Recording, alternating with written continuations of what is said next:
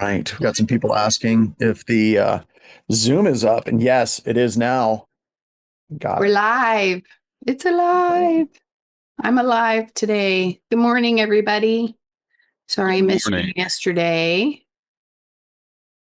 We had a good Hopefully, day. everybody's having a wonderful Wednesday. It's Definitely had a good Wednesday, day. right? Isn't It it? is Wednesday. It's day 3, actually. Yeah, day Day 3. three of Cybersecurity Foundation. No, wait, Or, is no, that what it's called? it's cybersecurity core skills, like SOC core Okay. skills, cybersecurity core skills. Yeah, we might. So we need to probably update that. Do you want that Yeah, updated before they get their yeah. certificates? Let's do that. I think that's a Okay. good idea. Cybersecurity core Let skills. it, security, information security core skills. We'll just go. Information security core skills. We're set on that. Okay. Yep, I Okay. guess. Talk to Lydia and them, but that's the one I like. And I think that Okay. that's the one that the audience liked the best too. Um, Information security core skills. Okay. they like that one. Okay. Right. Sounds good. I can Well, probably that's get that's that people on updated. Discords. That's I think it's a mouthful. But InfoSec core skills, or information security core skills. I think it gets to the point, right? Hmm. And it's also Yeah. kind of off our SOC core skills. Yeah. Also, when we do that, get the website updated and everything, we need to get Erica to work with the attorney so we can start working on trademarking it. And we should do a check to see if anybody else has a class or anything with that name Yeah. too. I'll Those do would all be that when on the back end while you're teaching. Are you yeah. ready to rock and roll? I think I am. I Okay. think I've got everything set up. I think we've got this. All Awesome. Well, we will be around in the background if you need us. right. Well, thanks for coming, everybody. Appreciate Daryl and Megan for helping out, making everything flow nicely, which is great. So we have a lab that we're going to be jumping straight into. We're going to be doing the Sysmon lab. Actually, is what we're going to be focusing on. So I need to get into the proper location. Once again, I hope you guys liked the kind of detour that we did yesterday with uh, the new competitive edition of Backdoors and Breaches, and I'm pretty excited about where that is going. There we go. So once again, when we're starting this particular lab out, we have this technique is 1078. And once again, these are all of the different groups. Not all of them. This is just a subset of the groups. But we're going to disable Defender to start. Once again, the goal of the lab is not, hey, here's how you bypass AV.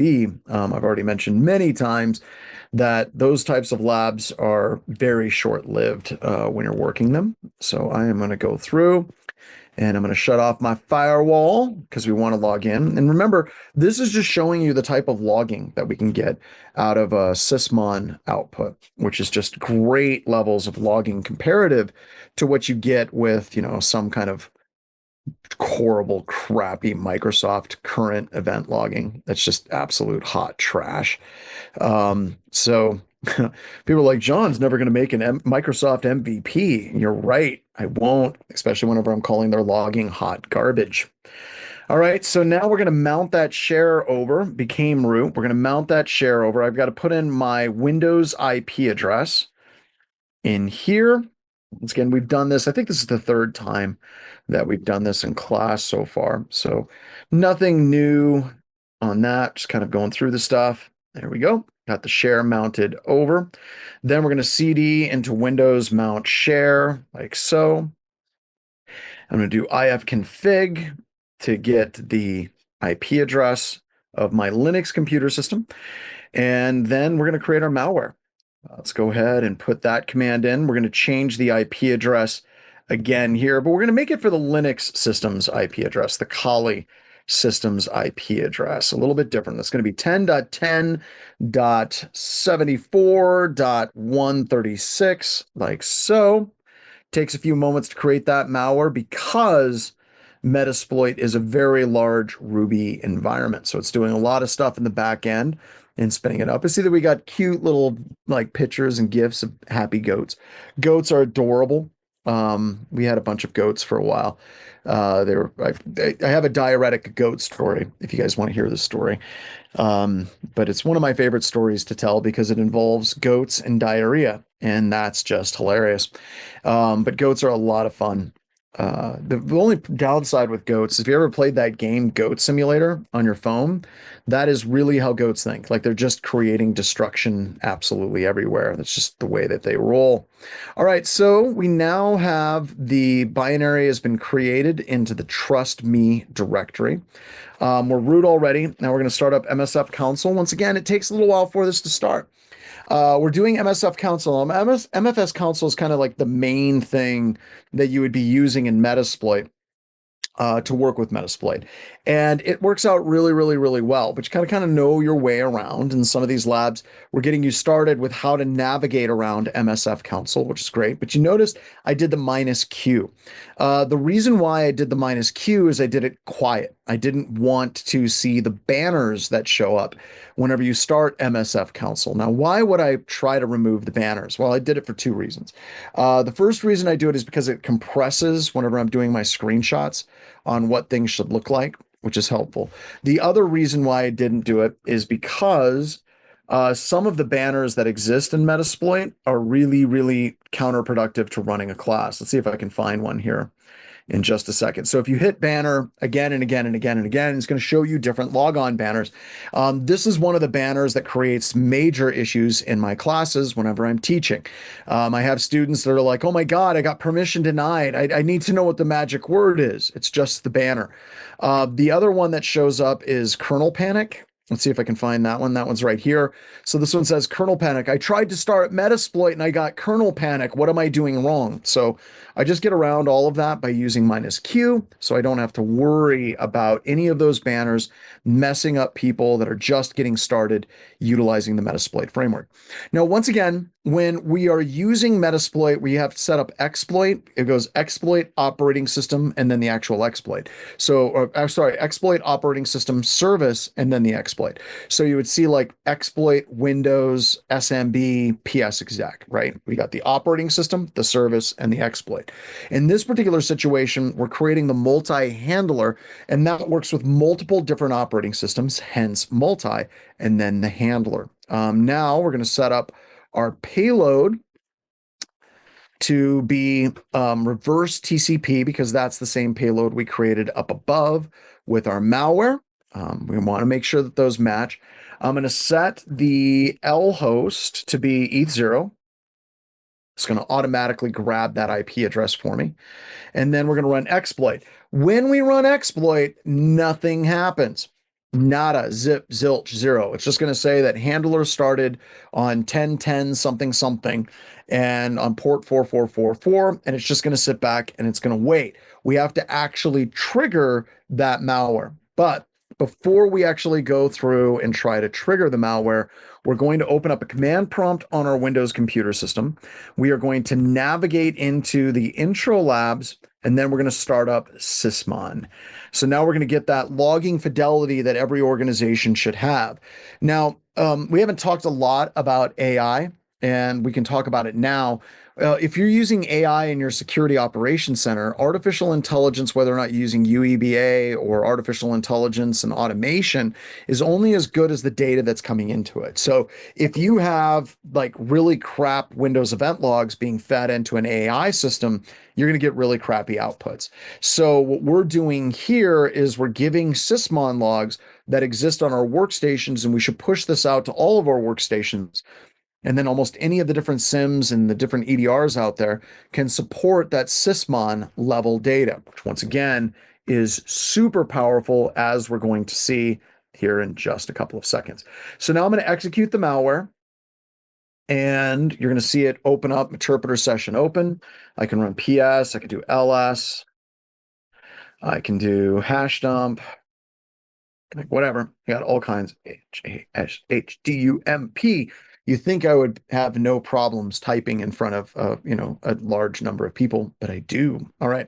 So now we want to see what Sysmon was able to pull off of that. So we're going to pull up Event Viewer, and we are going to take a look-see at what is generated in the form of the logs. So we got to go to Windows logs, sorry, application and services logs, Microsoft. Going to take a second for it to load. but I can go to Windows logs. So if I go to the application logs, we just ran malware on this computer system, right? We executed Metasploit. I did some things like putting password hashes, listing out files, all those different things. And if you look inside of the event logs, I'm not going to get anything in the application event log that's going to be beneficial to me as an incident responder to see what's going on. It's the same old crappy event logs that I showed you yesterday. And it's just, it's awful, right? I can go to security, which once again, I just don't have anything. I might see the login for the administrator account coming in to the system, but I'm just not getting a whole lot. And these are the default event logs that Microsoft gives. So this is where the administrator was logged into. So I do have the administrator login information, but other than what did the administrator do, I don't have a lot. So now I'm going to go to Microsoft Windows. Let's go scroll all the way down to Sysmon operational. HIJKLMNOP as in Sysmon. There we go. So we go to Sysmon operational, and now we have our event logs. Now I've been doing a lot of stuff here, but what we're looking for is we're looking for the trustme.exe executable to fire on the system. So we're looking for event ID 1. Apparently I did a lot on the system. There we go. Clean Manager, Core, MMMC. There we go. So this is our trustme.exe. Now there's a couple of things. Let me back up a little bit here. Let's go to the first trustme.exe and let's walk through. So this is kicking off the services, Microsoft Defender, and then you can see this is our malware executing. So we have trustme.exe is the name of the executable. I have the process ID, which is super helpful. I have the file version. So when Sysmon runs, it's going to be pulling a bunch of information out of that executable and logging it for us. So we can get the file version, but then it gets really weird because it says the description is the Apache Bench command line utility. That's odd. Why is it the Apache Bench command line utility? The reason why it's the Apache Bench command line utility is when Metasploit runs and you create malware using Metasploit with MSF Venom, if you don't use an alternate template file with the -t option, it grabs a default template, which just so happens to be ab.exe from Apache, and it inserts its malware inside of the Apache Bench utility. It's just something, I guess, that they grabbed. So that is the default Apache. The Apache Bench is kind of like the default Trojan horse that you put your malware in. So all of the stuff that's around it, we have the vendor, the file version, the product, the HTTP server, software foundation. The original file name was ab.exe, but you can see it was ran with a different name. This is all valuable information for us if we're doing incident response and we're looking at what's going on. We also have the hash value for the MD5, the SHA-256, and then the imp hash.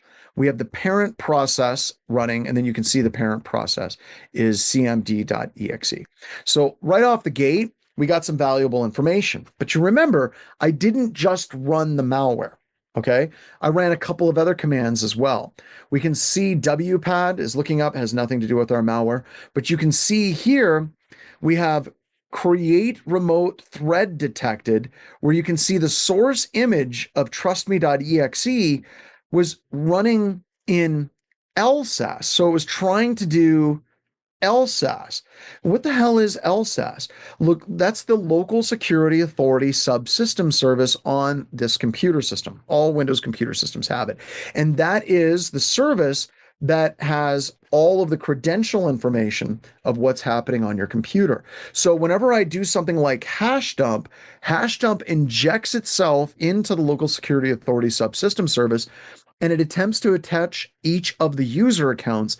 And in a brief period of time, those hashes show up in memory in the LSASS process. So we're not just seeing the malware, we're seeing what the malware actually did on the computer system as well. And that's it. So right off the bat, you can see that we have a really, really powerful amount of logging on this computer system because we are running Sysmon instead of standard event viewer, like event log management on the computer. Now, we do in our SOC, we do Lima Charlie. And we have some labs for Lima Charlie as well. We keep those as optional because we run into a bad habit of crashing Lima Charlie on a fairly regular basis whenever we hit it with like 1,000 people. Now, we only have about 59, 60 people here today. So it wouldn't necessarily create that issue, but it is available for you to do on your own leisure to go ahead and play around with that.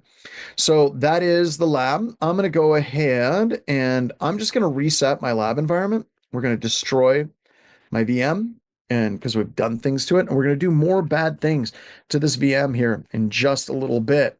So it's going to destroy that VM. I'll come back and then we'll work at it. But before we do that, we're going to finish out the slides for EDR.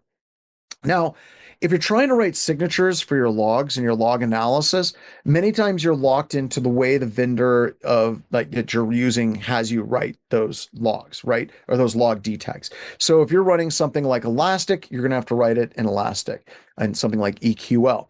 If you're running it in Lima Charlie or let's say ArcSight or Splunk, you have to learn how to write signatures for that specific platform. Now, one of the projects that's out there that's incredibly cool is the Sigma project. And the way I look at Sigma is it's very, very similar to like Snort, where you had intrusion detection, but they basically created the intrusion detection system that quickly became the Rosetta Stone for writing signatures for any other intrusion detection systems. Either that or a lot of intrusion detection systems just accept Snort signatures. Now, Sigma is very similar. Sigma allows you to write signatures in like the Sigma language, and then it can convert those signatures to a variety of different platforms. It can convert it over to something like Elastic, it convert it over to Splunk, and so on. So if you're trying to get a job and you're trying to get a leg up in this particular industry, one of the things that you can do is learn how to write signatures in Sigma. So if you're sitting down and somebody's like, well, can you write signatures in this specific product? You can say, no, I don't have a lot of experience in that, but I did learn Sigma. Sigma has the capability of converting those as well. Now, when you're looking at logs, there's a whole bunch of different logs, like exchange logging, right? Just giving you an example of what a cluster disaster, something like exchange logging is. So with exchange logging, you need to enable both the log file and ETW event log capability on that. And you also need to make sure that your IIS logs are logging as well. The reason why I bring this up is, once again, a lot of the stuff that we need to actually do solid security and solid incident response seems to be very difficult to enable and get that logs. This also extends into cloud logging as well. If you remember, there was a couple of incidents against Office 365 where, unless you had like an EL5 subscription, you could not gain access to the logs that were required for you to deal with that particular incident. So we already did the lab with Deep Blue CLI. So we got that out of the way. The main 6 event IDs that you capture to make something like logon tracer to map where people are authenticating to is these logs right here: 4624, 4625, 4768, 4769, and NTLM authentication and assigned special privileges. These are not the only logs that you need. Now, these logs are in the security event log. They would be in addition to your Sysmon event logs that you would be pulling off of your computer system. So these are really, really important in addition to trying to get Sysmon as well. So we did the Sysmon lab to close out yesterday, which was great. And now we're going to move into advanced endpoint protection, which is actually one of my favorite sections of this class, because one of the things that we're teaching in this course is it's not an issue just to have AV and just to have logs. We also need to make sure that we're running a proper level of AV that gives us full EDR capabilities for us to query actively what is going on the computer system. So like I said, we use Lima Charlie, and as a part of that, it gives us tremendous flexibility to query multiple systems in parallel, because the odds of you actually running an incident and working that incident, and it's just on one computer alone, are pretty low. Most of the incidents we're working, even if we have a single computer system that is compromised, we end up doing analysis across thousands of systems simultaneously. So this means we're looking at the MITRE attack technique matrix, and we are literally looking at initial access, execution, persistence, privilege escalation, defensive invasion, credential access, discovery, lateral movement. Any of these things can be handled effectively with a good EDR. Now, how does this play in your overall environment? Well, whenever we are teaching computer security for things like the CISSP, we're constantly talking in terms of, defense in depth. Now, the problem about defense in depth is a lot of people just do not understand what defense in depth actually means. For many organizations, it simply means what's the depth of money that we're spending to try to secure our environment. Like, oh, we're spending a lot of money, therefore we must be secure. Rather than looking at it that way, one of the things we need to do is look at this from a mathematical perspective. Now, I know I spent a good point on like Monday and Tuesday ripping on academics and people that are just in universities and mathematical foundations of security. And here I am running against that exact statement. That's because I'm a hypocrite.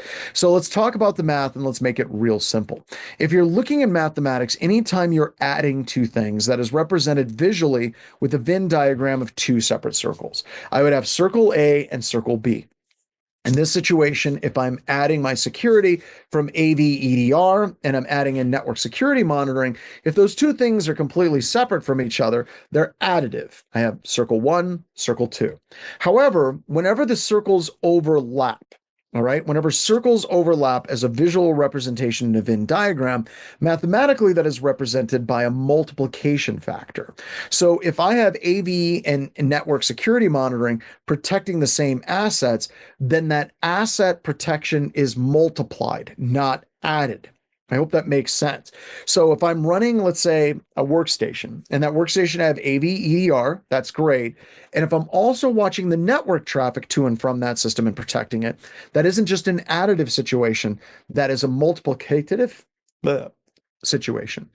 So we call this overlapping fields of visibility and overlapping fields of view.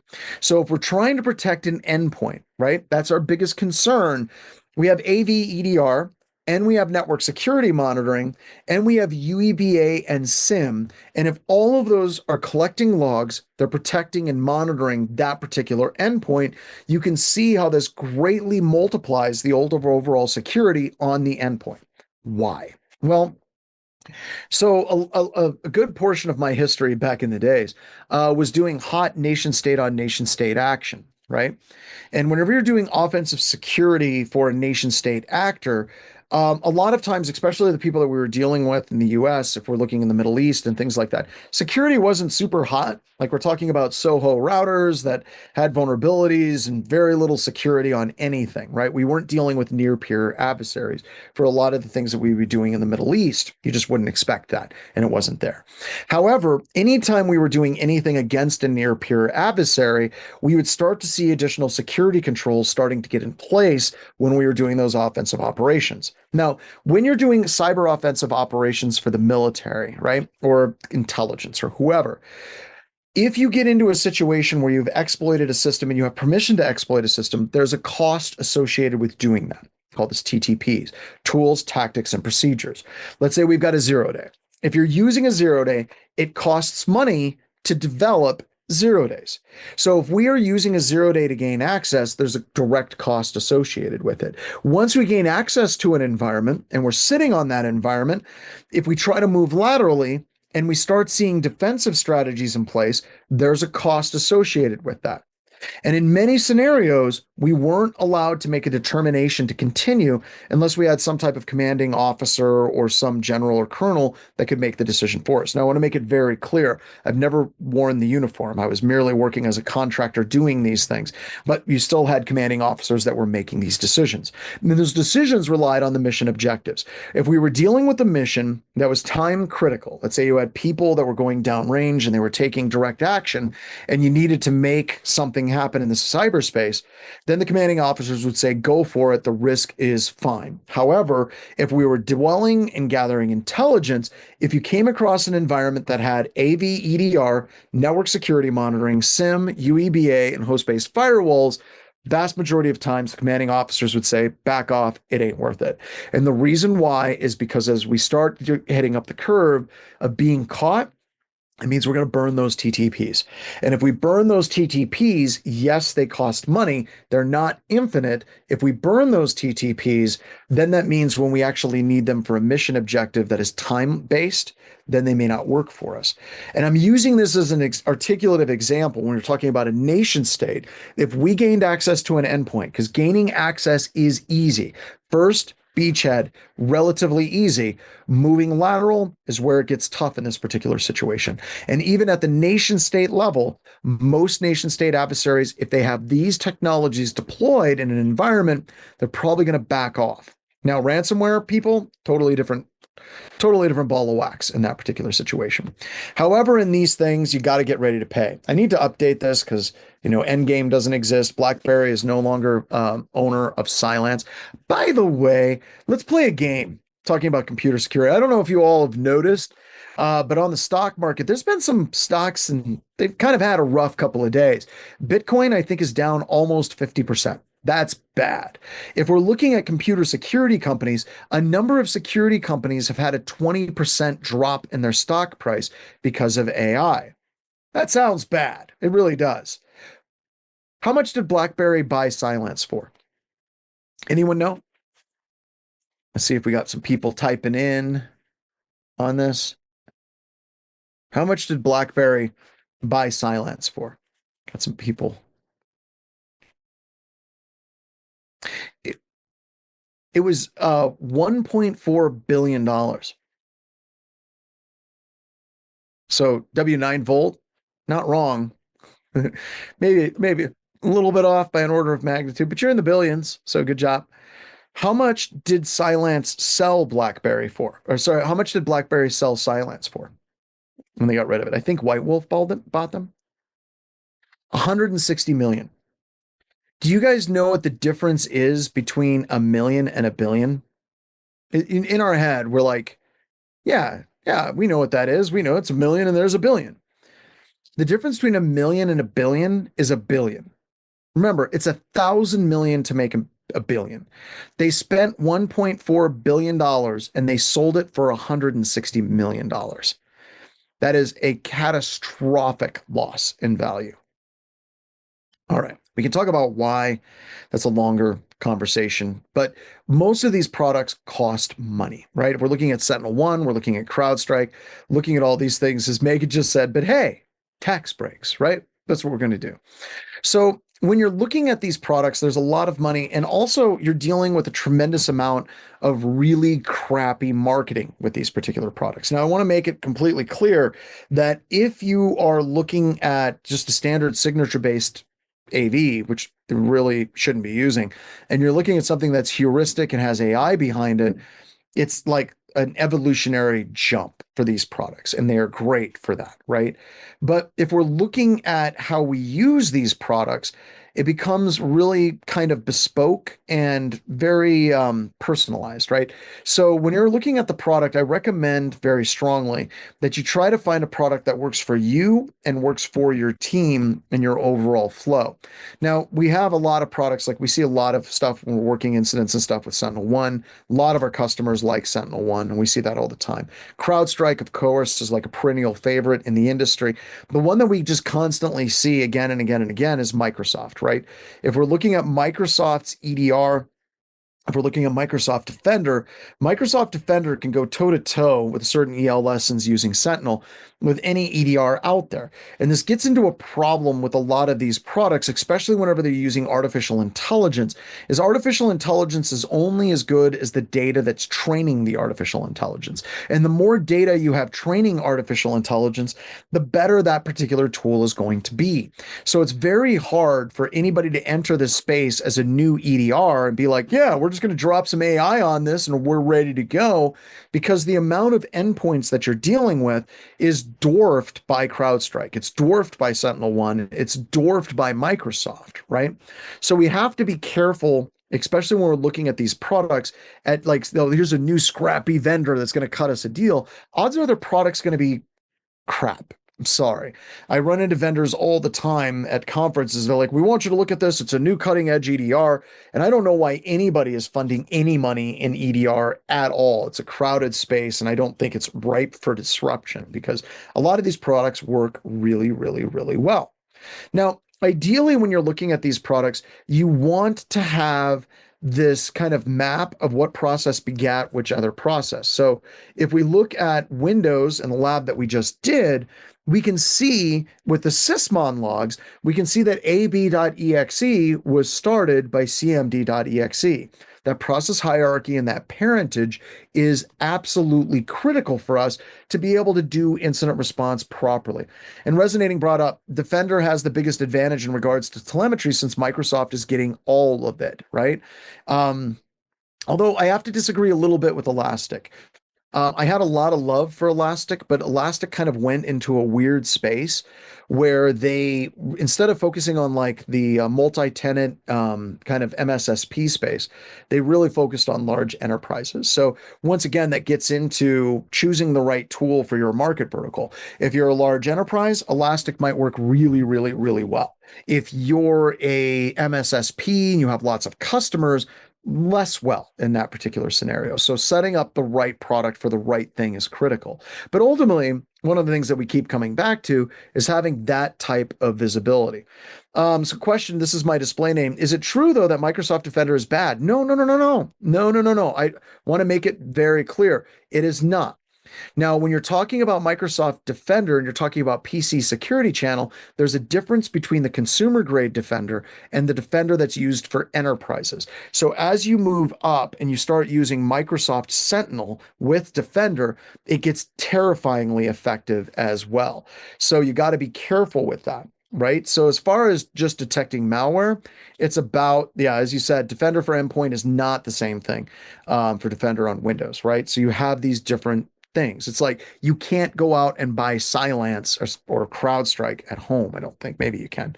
But a lot of these companies, they don't even try to enter the home market because it's a pain in the ass, right? So when we're looking at all of this, we need to make sure that you're finding a tool that works for you. Elastic may work for you in a specific use case, but it doesn't necessarily mean that it's going to work in all of those use cases as well. So how can we test this?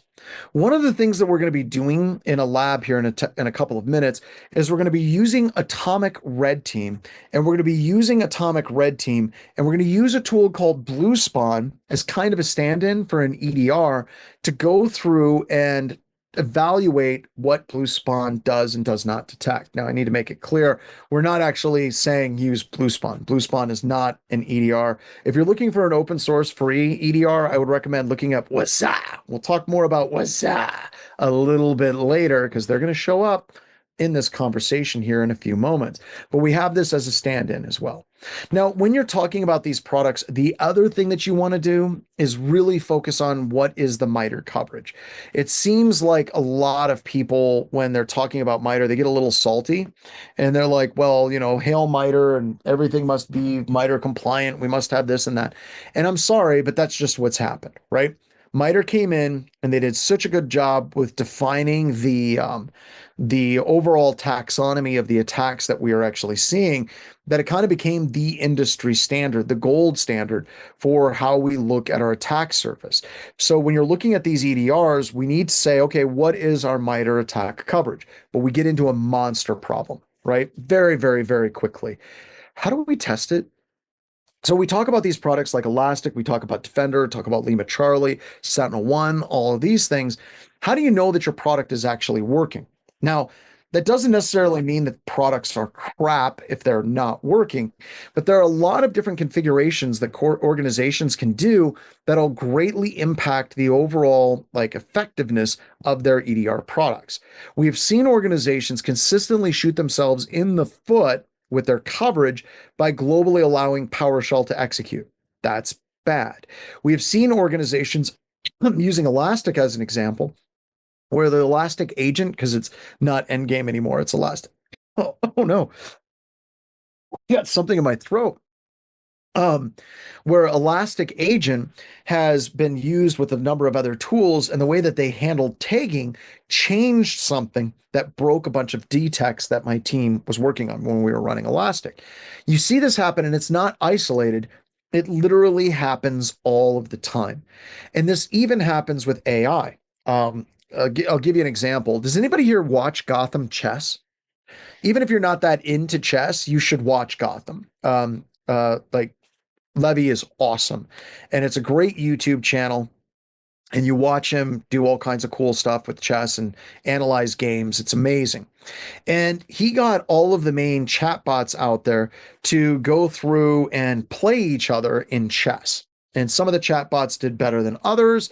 Clearly, some of them were insane. When he was using Meta's AI, it literally kept switching sides and thinking it was white when it was actually black. Then it was doing illegal moves all over the place. It got weird, right?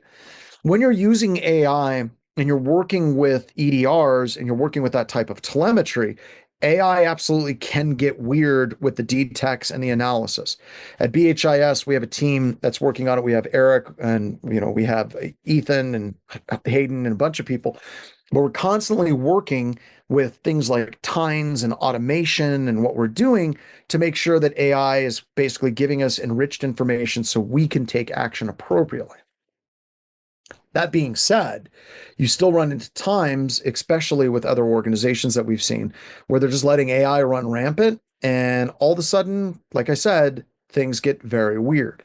So, what I'm building towards is how do we keep our EDR honest, right? How do we make sure that it's actually doing what it says it does? So, if you buy something like CrowdStrike, if you buy something like Sentinel-1, if it says it has, 99% MITRE coverage, okay, prove it. How do we know it actually has that level of coverage? And that's really where threat emulation comes into play, right? If we start working with threat emulation and using things like Atomic Red Team, we can start using tools to test and validate our detective capabilities in our environment. Right. So we shouldn't just look at vulnerabilities as missing patches, like we're going to run a Nessus scan, fix those vulnerabilities, and then we're done. If we go back to MITRE, actually, to be blunt, only two of these squares in the MITRE attack technique matrix are detected by vulnerability scanners. They're all the way over here in initial access. It's like exploiting a misconfigured service or a service that doesn't have patches. That's it. All the rest of this is stuff that your EDR needs to be able to detect, and we need a better way to do that type of evaluation in our environment to make sure that those detections are working properly. This also requires us to change our mindset. Instead of looking at things in terms of what's on the outside of our environment breaking in, we need to look at it and say, post exploitation, if an attacker gets inside, how can we detect that lateral movement? And there are a number of free tools that automate this process. And some of it takes trial and error and a little bit of tuning, but the data is amazing. Now, in the industry, we have a lot of conversations. Well, maybe I need to remove this slide. I don't know if anybody cares anymore. What the difference between threat emulation and simulation was. So I want to explain that. So if you hear it, you'll understand the differences. So you too can partake in geek fights over this.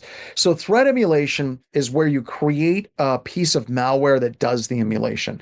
It's got the command and control. It does the post exploitation lateral movement, but it's all running from a standalone executable like malware would. Threat simulation is where you have a collection of scripts and these scripts execute. And when they execute, they will simulate attacks. So emulation, you would have a testing harness that would be an executable. Simulation, you would have a testing harness that would run a whole bunch of scripts. I wouldn't get too wrapped up into it. It doesn't really make that much difference. So what are some tools that are available? Well, there's one of them called Caldera. Caldera. Now, you can say that, but that is the argument right there at AAB at UCA. Emulation sounds more real than simulation, and that's its selling point.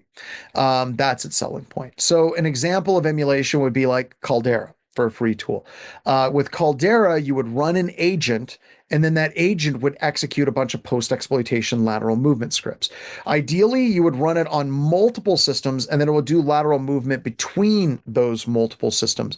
And then you would get a check of which of the different techniques actually worked. Now, getting to the problem with emulation, I don't know how much of a problem it is, but for some organizations it is Caldera shares its AV signatures with AV companies. So if you try to use Caldera as a tool without creating any exceptions, it automatically gets nailed to the wall. Now, does that mean we're good? No. It just means it's stopping Caldera from executing, right? So when you're testing these particular tools, whether it's something like Scythe, Caldera, Prelude Operator, any of these different tools, you're going to want to make an exception in your AV, your EPP endpoint protection product, and you're going to put it into a mode called alerting non-blocking mode. So regardless of what AV or EDR you're using, you can put your product into alerting non-blocking mode. And when you do that, it lets it execute, but then it generates alerts and it tells you what it would have done to stop it. This is a way that you can test the entire gamut of all of the different checks that something like Caldera can do without getting stopped just by the initial execution of Caldera. This problem exists with any adversarial emulation or simulation tool that is out there, and it's by good measure. If you have one of these tools that bypasses AV, it absolutely can be used for the purposes of evil. In this class, we're going to be focusing on Atomic Red Team.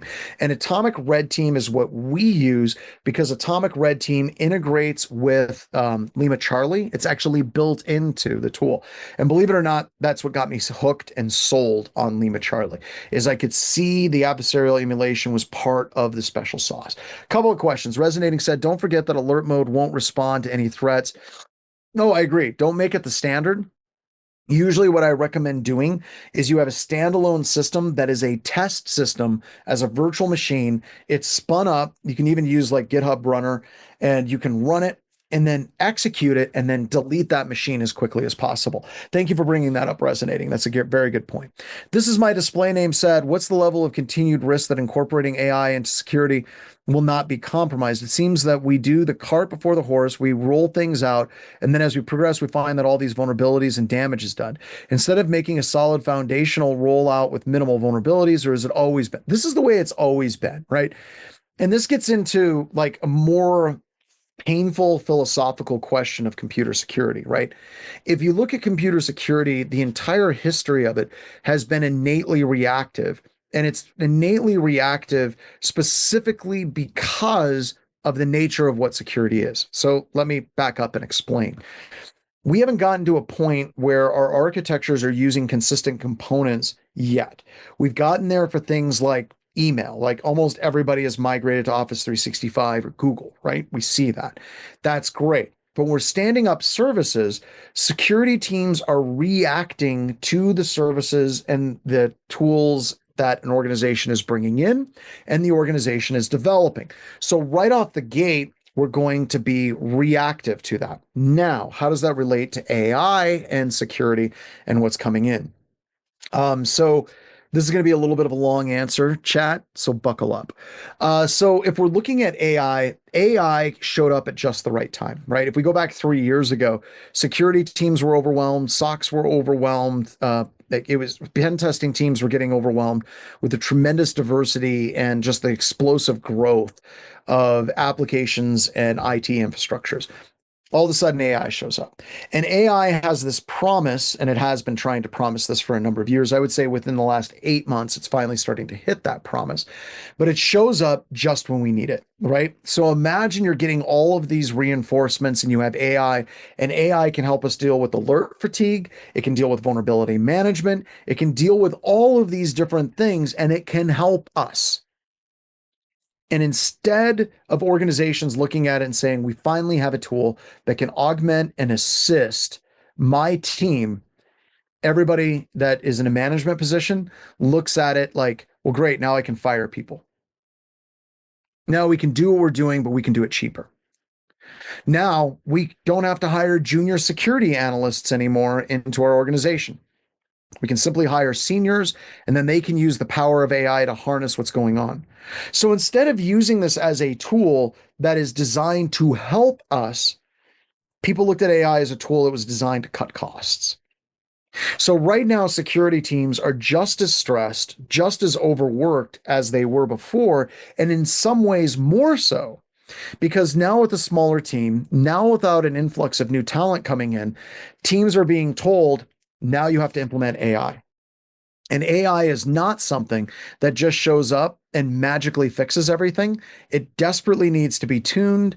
It needs to have context. It needs to understand your organization. And that takes time and effort. So, for a lot of you that are in this class, right?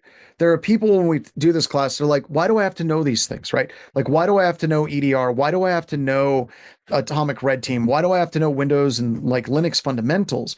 If you're looking at the fundamentals of security and you're looking at the fundamentals of SOC core skills, all of these things are the building blocks that you need to understand to train and work with AI to help it build context.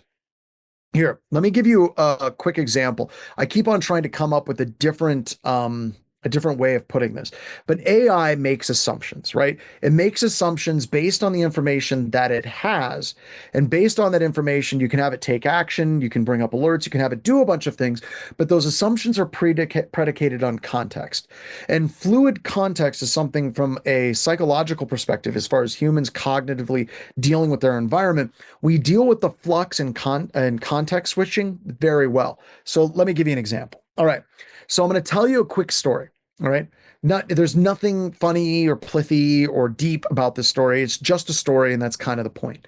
My wife and I love running through the forest. It's one of our favorite things. If we get somewhere, we like to go running through a forest, and it's great. We love getting out in nature. The forest is awesome. We especially love running through forests and through trees in on the beach. It's one of our favorite things. Running through a forest on a beach is just great. Okay. We love running through a forest on a beach. Our favorite beaches to run through are in the Pacific Northwest around the Seattle area. Now, in your head, you switched context, I'm guessing at least twice. All right. So, whenever I first started telling the story and I said we like running through a forest, people's definition of forest is wildly different based on their context and where they're from. And you automatically fill that in without getting completely perturbed or worked up. You just do. So some of you were thinking deciduous forest, some of you were thinking carnivorous forest, thinking running through pine trees.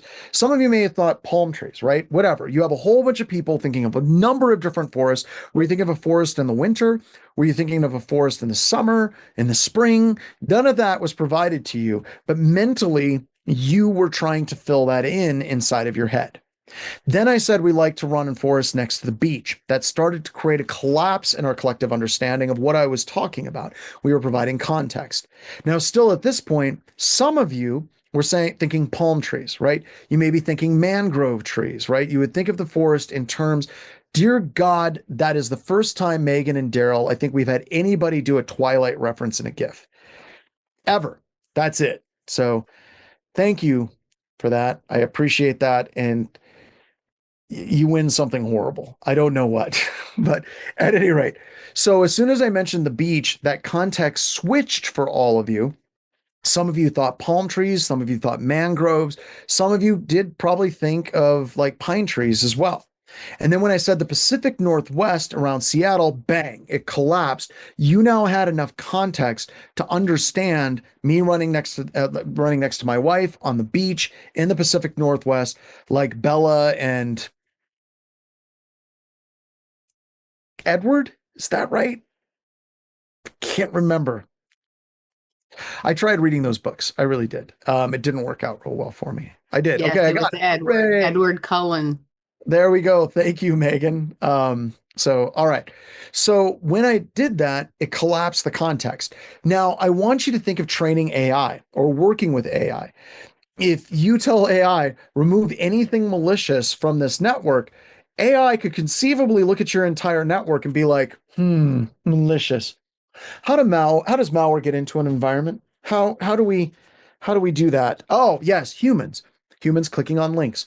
And humans clicking on links are the primary way that malware gets to the environment. And if I'm supposed to secure this environment, maybe the number one way to secure this environment is to kill all humans, like, Bender and Futurama, because God knows we need a cleanser, right? Or HAL 9000, right? If you look at just recently, there were some people that were talking about war game scenarios. And they were going through war game scenarios with AI. AI was working through war game scenarios, and 95% of the time, AI said use nukes, right? Without context, AI makes mistakes. All right. So when we're talking about all the stuff that we're training you on, these are all the fundamental tools that you personally have to understand for two separate reasons.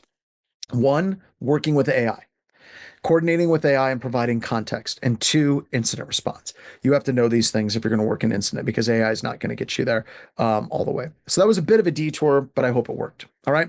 So Atomic Red Team is a great tool that allows you to do that adversarial simulation in your environment to test which of the different techniques are working. So here's an example. We have RegServe 32. This is technique 1117. It explains how RegServe 32 attacks work. RegServe 32 /SUI. We have it pulled down in .sct file and then invokes that via script object to run our malware. It's a technique that was created by Subt a number of years ago. Okay, that's helpful, right? Understanding what's going on here is important because when AI breaks something, and it will absolutely, you need to understand how to get under the hood and try to fix it. So now, when we're talking about some of this stuff, we get into a weird question of how many of you feel comfortable running tools like Atomic Red Team in your environment, right? Some of you may not feel comfortable, right? Because you're worried about these tools automatically taking over and doing all kinds of bad things in your environment. And I can understand that. I truly can. Some of you may be perfectly comfortable and just be like YOLO. My goal is to try to get this to the point where you feel comfortable running these tools in your environment. So another example of an open source tool is Bloodhound, right? This is a great tool that does adversarial emulation at a wide scale for lateral movement and privilege escalation in the domain. So we can move from one series of computer systems very quickly across all the way to becoming domain administrator as well. Now, one of the traps that you run into is if I go back here, let's use this, and I want to see if you can see a problem here. And I'm going to give you a few minutes or a few moments to see if you can see the problem. Let's say I gave this to AI and I said, AI, I want you to write a detect for detecting this Atomic Red Team technique. What would be one of the problems of AI writing a detect for this? Do you guys see this? Let me pull up my highlighter to my spotlight. There we go. Oh, okay. That's great. That isn't even one that I was talking about, but you're 100% right. It could absolutely deny calc.exe and be like, anytime I see calc.exe, that's malware. Great. That's a problem, right? AI could write a signature for us, do it automatically, and start nuking calc.exe from every single computer system. Brilliant. Very good. That wasn't the one I was looking for, but it's 100% right, and it's great. What else? Any other ones?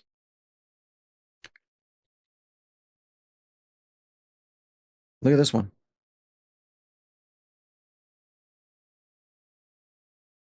So if we have AI try to write a signature for Atomic Red Team for this specific attack, it's entirely possible that yes, it could shut down calc.exe.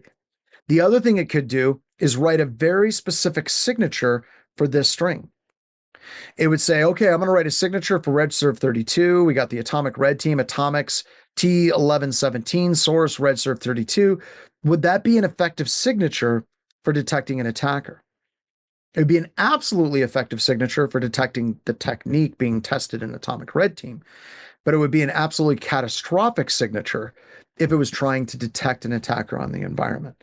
So that is one of those areas that we have to be very careful when we're trying to write our signatures, because we absolutely can end up in a situation where junior analysts or AI could write a signature that is too specific to the tool that is being tested. All right. Now, there are commercial offerings that are available out there. You have Attack IQ, you have Scythe, you have XM Cyber. These are just some of them. You have Pantera. Horizon 3 AI is one that we see that's being used quite a bit in a number of MSPs and MSSPs. And these are all fine, right? I don't have a problem with these. The only problem I have with a lot of these products is some of the vendors, they like to say, well, we're going to automate pen testing. I've got problems with that. I do. They're not automated they'll automate a crappy pen test for sure, but they're not going to automate a good pen test with a human thinking through and looking at what the environment has. But once again, all these AI things showed up, right? So if I go back to the MITRE attack technique matrix, right? If we look at this entire matrix, there's a lot of techniques here, right? And if I'm doing pen testing to test every single one of these manually is insane. I just can't do that, right? Plus, I don't want to do that. Like, as a pen tester, I don't want to have to go through and test every single one of these things. So AI and these tools can be very effective that in a way that they can test like 80, 90% of the standard things so that your human can come in and test the hard things, right? So a lot of these things are great for pen testing augmentation and automation. Another thing, when we talk about evaluations of these products, I'm just going to use an example of MITRE. There's a number of different things that are similar to this that are equally terrifying to me, but there's a number of attempts where people try to do head-to-head AV shootouts. Now, what happens with a lot of these head-to-head AV shootouts is they're usually sponsored by the AV vendors. I'm not saying that MITRE is doing that, but the problem is AV vendors don't want to compete unless they have some control of the outcome. So a number of years ago, at BHIS, we were doing a number of pen tests during a week, and we were using Cobalt Strike as our main end plant tool. And all of a sudden, it was like every EDR and AV product simultaneously decided to nuke Cobalt Strike unilaterally across the entire universe.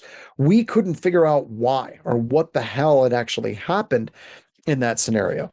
We came to find out a number of months later that MITRE was doing their evaluations of AV products. And as part of their evaluations, they were using Cobalt Strike. Now, I got a question. Do you think that a lot of the AV vendors got good at detecting the specific attacks, or do you think they got good at detecting Cobalt Strike? The answer was Cobalt Strike because we just switched over to another piece of malware. I can't remember what tool we switched to. I can't remember. It was one that Marcello had created, but we just switched over to another tool and we bypassed just fine. So a lot of these vendors got really hung up on Cobalt Strike and detecting Cobalt Strike, and away they went. And that was really kind of depressing to me. The other thing is a lot of these vendors, whenever they run, they like to set up detection categories. And once again, I don't know where it's over here. You see the detection category MSSP. A lot of these vendors have a correlating like MSSP that they provide to their customers. And they insist on making that telemetry with their tool go as well. So I won't pick on any of them, but some of them have MSPs. And the thing that we realized is a lot of them, because they knew MITRE was doing the testing, they had their MSSP on high alert, their managed security service provider, and they were watching everything coming from MITRE. So they were able to detect almost everything. I don't believe that that is a valid test in these particular situations. The final thing is with a lot of these different vendors, they wanted to have the ability to do tuning in testing. So if they missed something, they could do a tweak to make sure that they could detect it. So there's a lot of stuff that MITRE did, and I understand why they did it. They did it because they wanted the vendors to show up. Otherwise, the vendors wouldn't show up. So they had to make some changes. Another interesting thing is Josh Zelenis.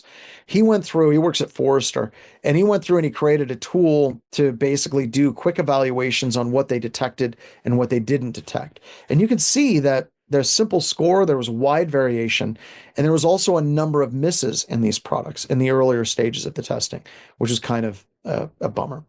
All right, so now we're going to get into a lab. This lab kind of takes a little while. We are going to be doing Atomic Red Team, Metasploit, and Blue Spawn. Okay. So once again, we're going to be using Metasploit. We're going to be compromising systems. So we're going to be using Blue Spawn. We're going to be running, and it's going to be running in monitor mode as an alerting non-blocking log level cursory. Then once again, the goal is not BlueSpawn in this lab. It's not like you use BlueSpawn, but we're using BlueSpawn as kind of a straw man for your AV EDR on how you can do adversarial emulation in your environment to see what your EDR is doing. So we're running it in alerting non-blocking mode with monitoring.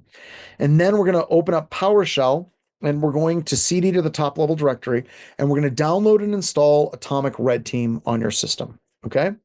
Then we're going to invoke individual techniques and you're going to jump back to BlueSpawn and you're going to see if it actually got a detect. Now, the numbers don't match. The reason why is MITRE changed all their numbers and BlueSpawn's still running the older numbers, but it's still there. You can see that and see it detected it. And then we also have a crosswalk of those as well.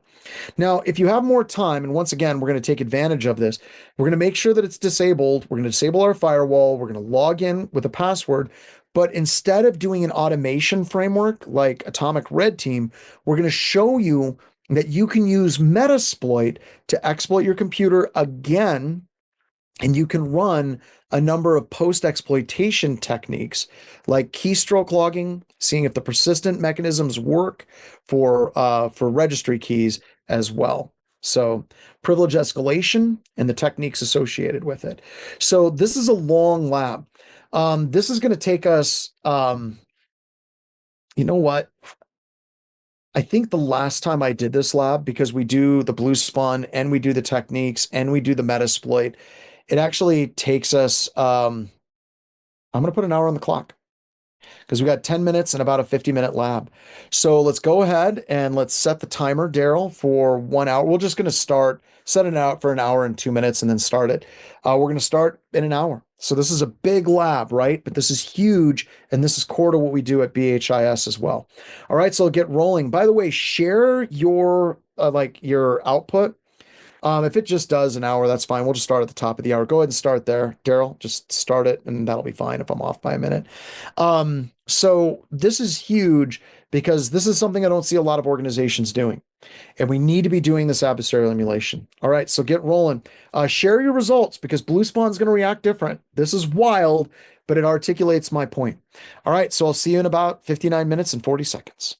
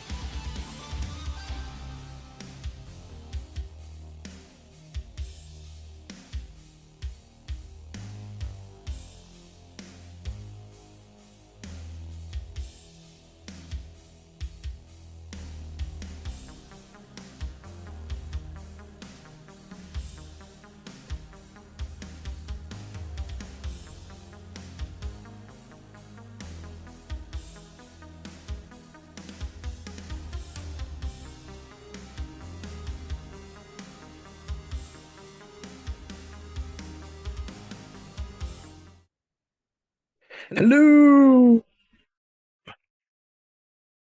Let's go ahead and let's do some labs. So that's a doozy of a lab, right? I mean, there's a lot going on in this lab.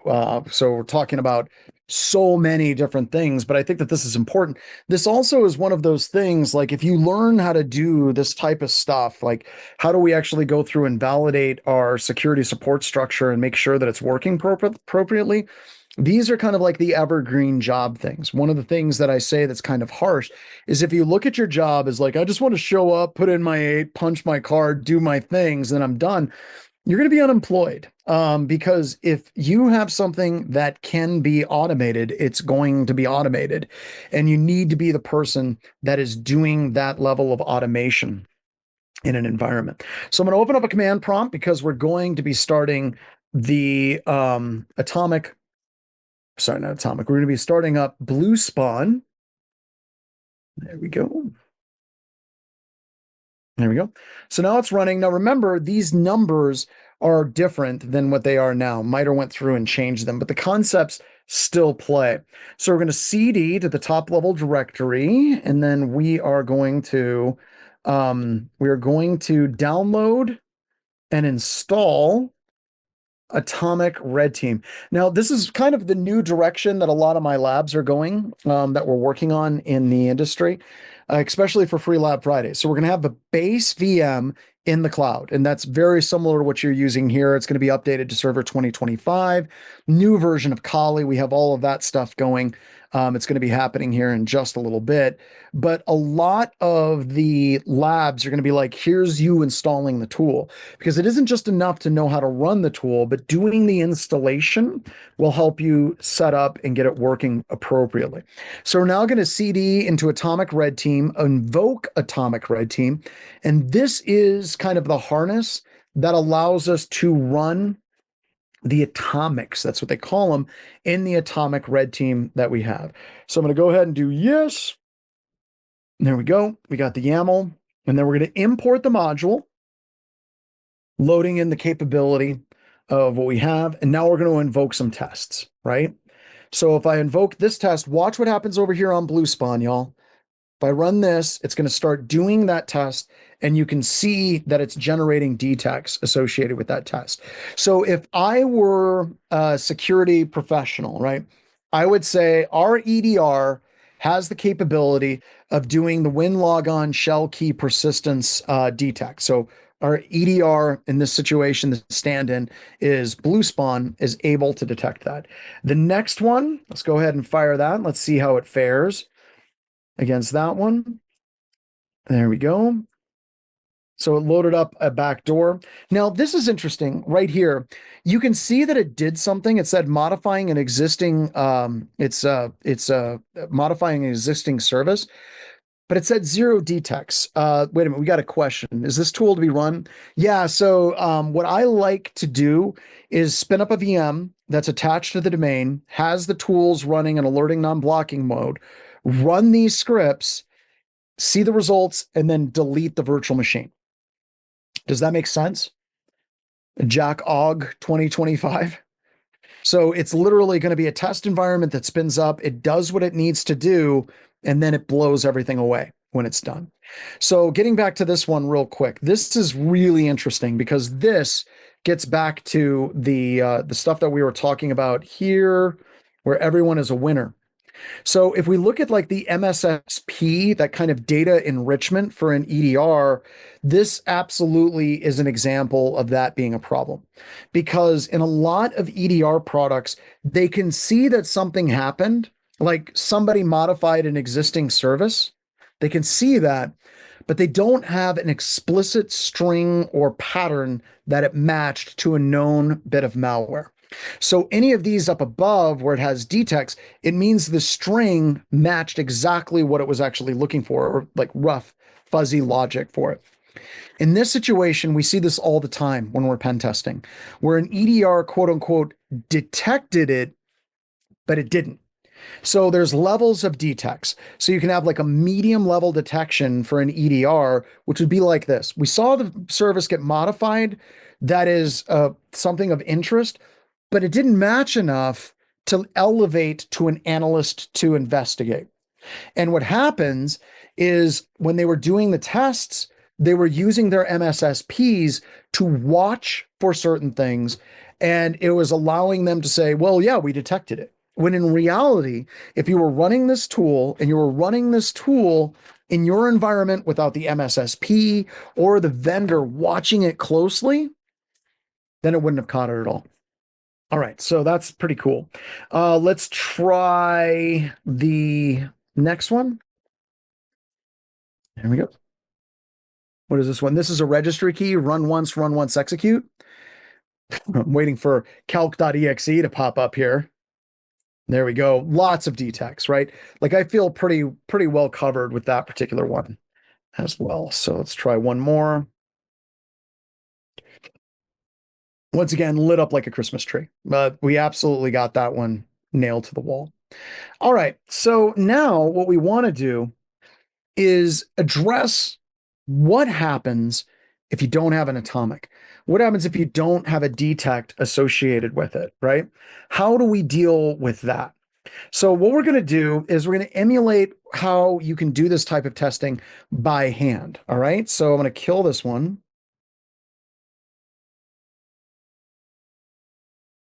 Kill that. Open up PowerShell, open up another one. We're going to shut off our firewall, make sure it's off. We're going to change the administrator's password to password 1234. And then we're going to go back to our Kali system. I should also get my IP address too. Like that. There we go. There we are. All right. So now we're ready to start creating our malware, and we can show you how we can do individual tests, right? So I need to change my IP address. Again, we're going to set that IP address to be 10.10.99.124. We're going to mount that remote share, and then we're going to create our malware. We're going to CD into that share first. There we go. And then we've got ifconfig to get our IP address here. There we go. And now let's create some malware. Okay. Now, once again, I've got to change that IP address to be my Linux system's IP address.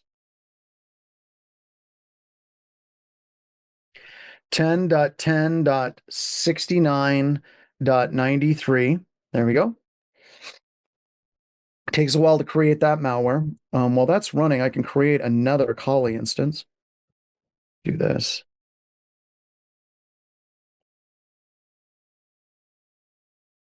Get that going, because that takes a little while as well.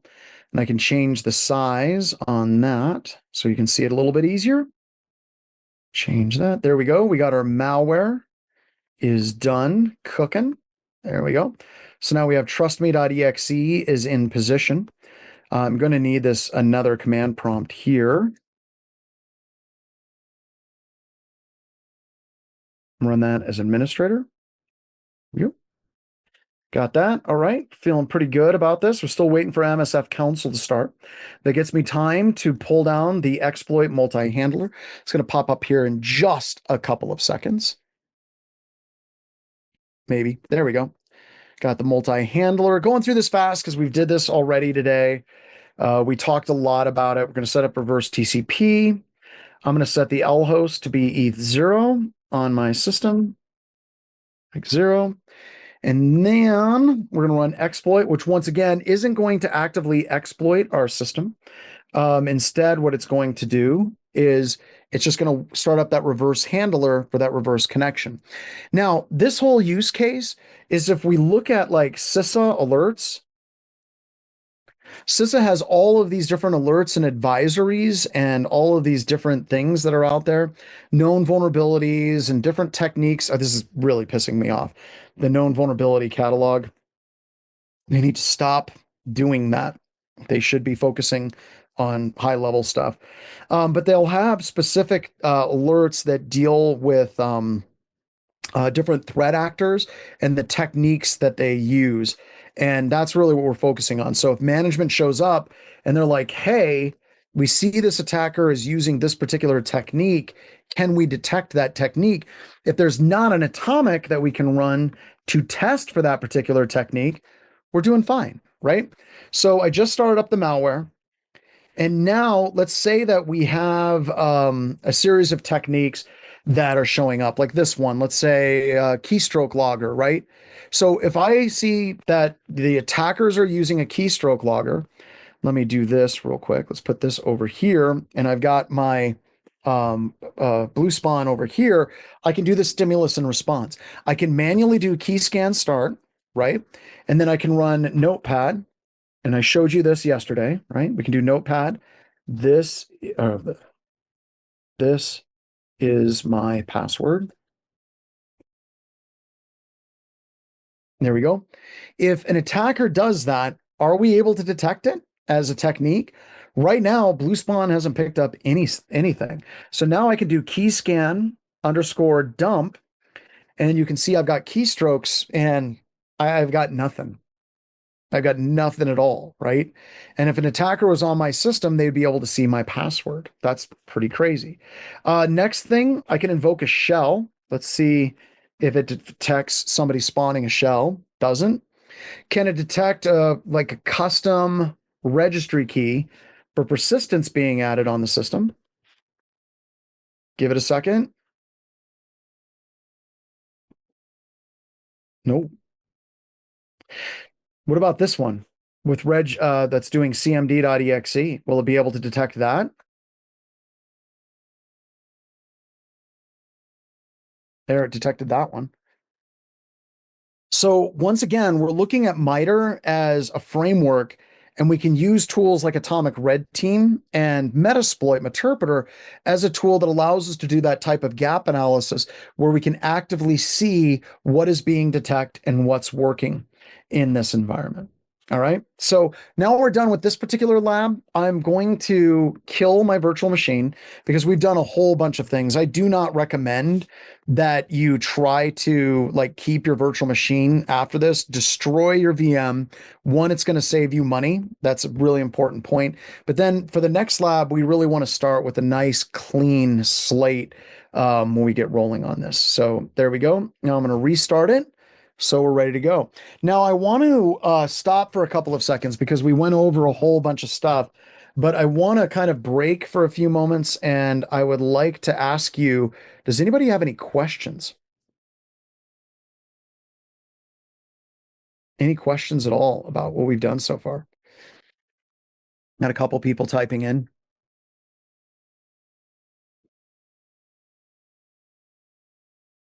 Can you please give us a rundown of an incident response of an infected system from securing data to for a forensics cleaning to remediating the threat? Yes, but no. That is a really, really big, like that's a lot. Like that's not like 5 minutes, right? Um, Trying to figure out like how I can do this. So in our intro to SOC core skills class resonating, did you take that class by any chance? So let me jump over there. I think that that's probably the best way to go. Let me pause my sharing.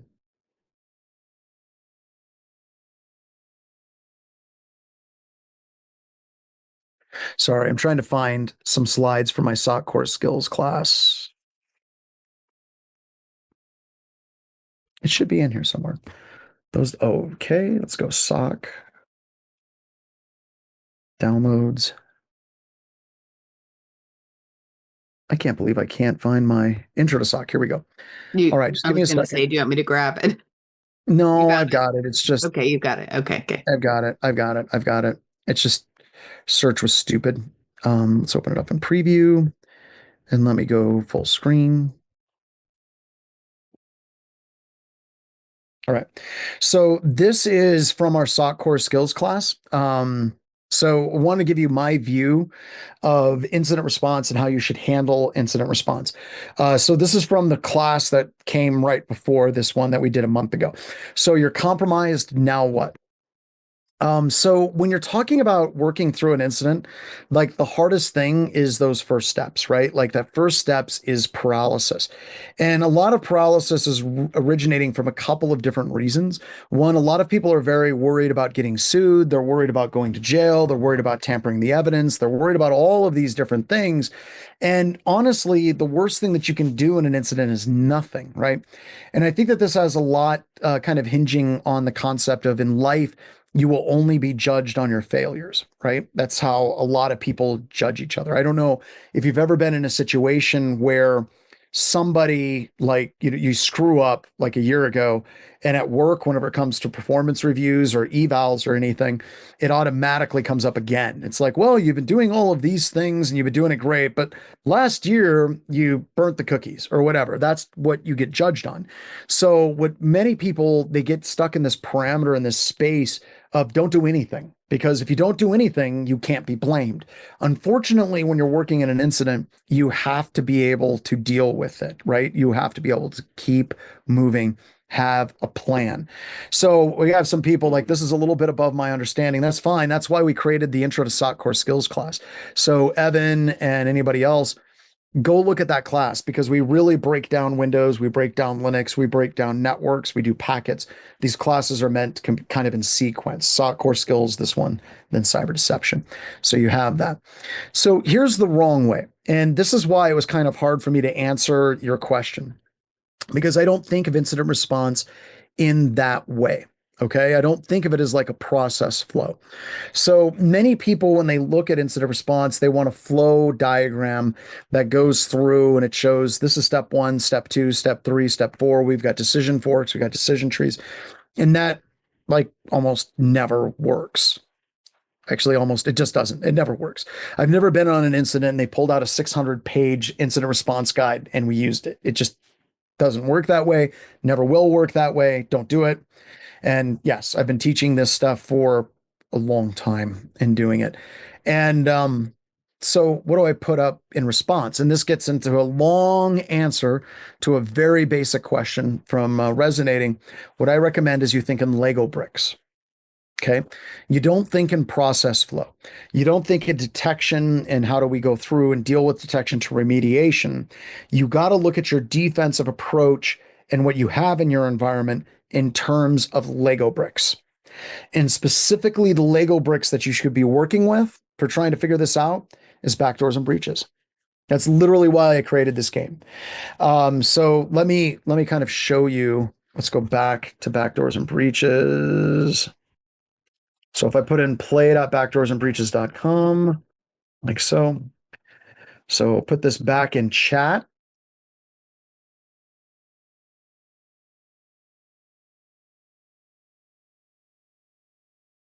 There you go.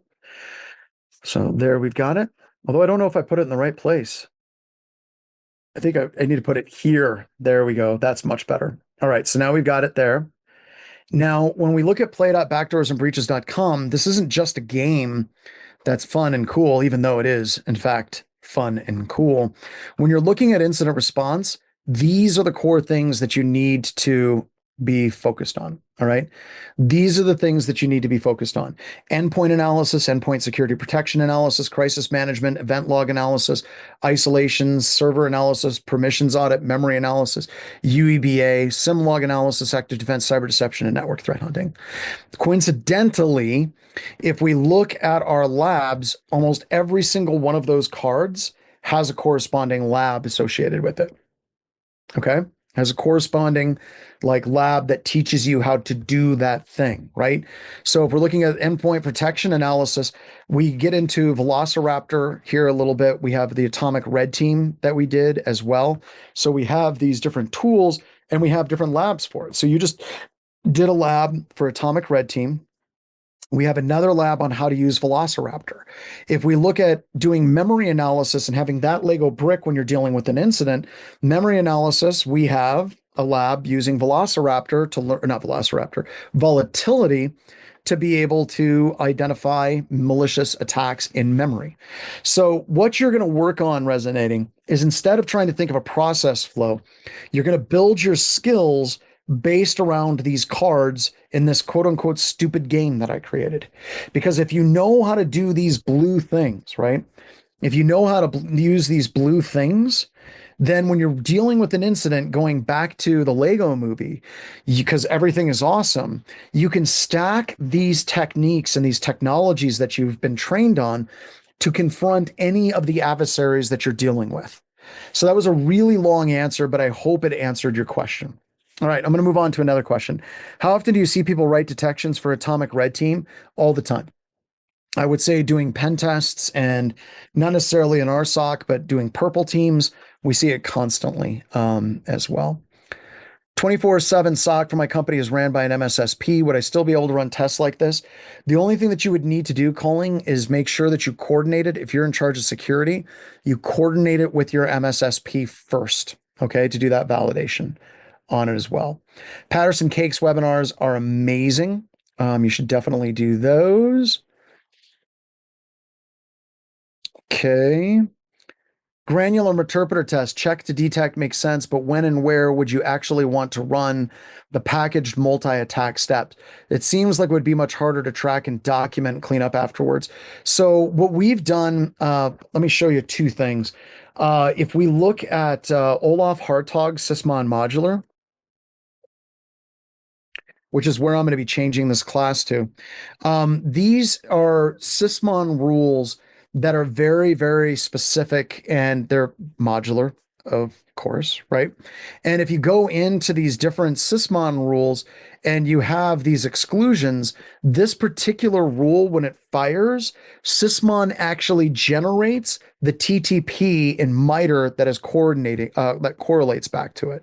So if you look at the rules for Sysmon modular, if you're pulling down the default config or any of those different things, you can have it built into Sysmon when an attack happens and that Sysmon alert matches the pattern of what it's doing, the exact TTP that it's associated with. That's number one. Number two, any of the EDRs that you're working with, Pale Horse, that are worth their salt, anytime they have an alert, that alert should also have a corresponding MITRE technique associated with it.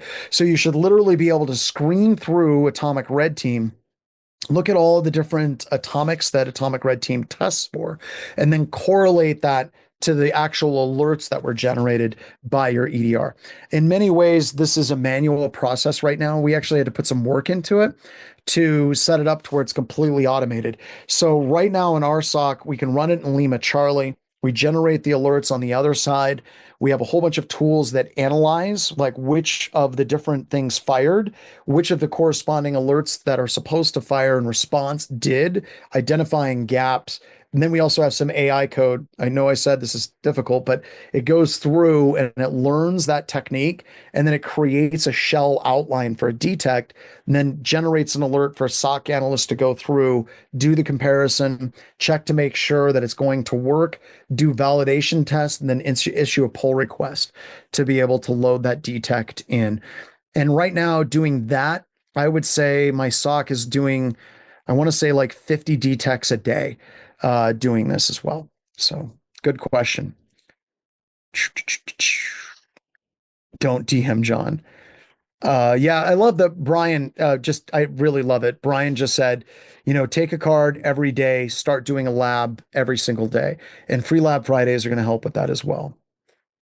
What practical automations would you expect them to be proficient in? This one's easy, Gilly.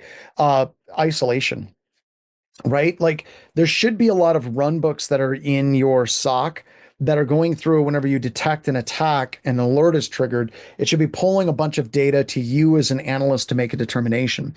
The hard part is the isolation.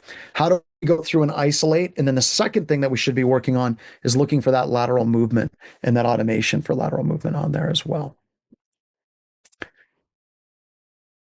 Yeah, didn't you mention that the MITRE attack scheme didn't match what was in Atomic Red Team? Not, no, Fitzer, it didn't match what's in a Blue Spawn. I'm trying to get a fleet of Flying Monkey interns to rewrite Blue Spawn with the new updated MITRE attack technique numbers.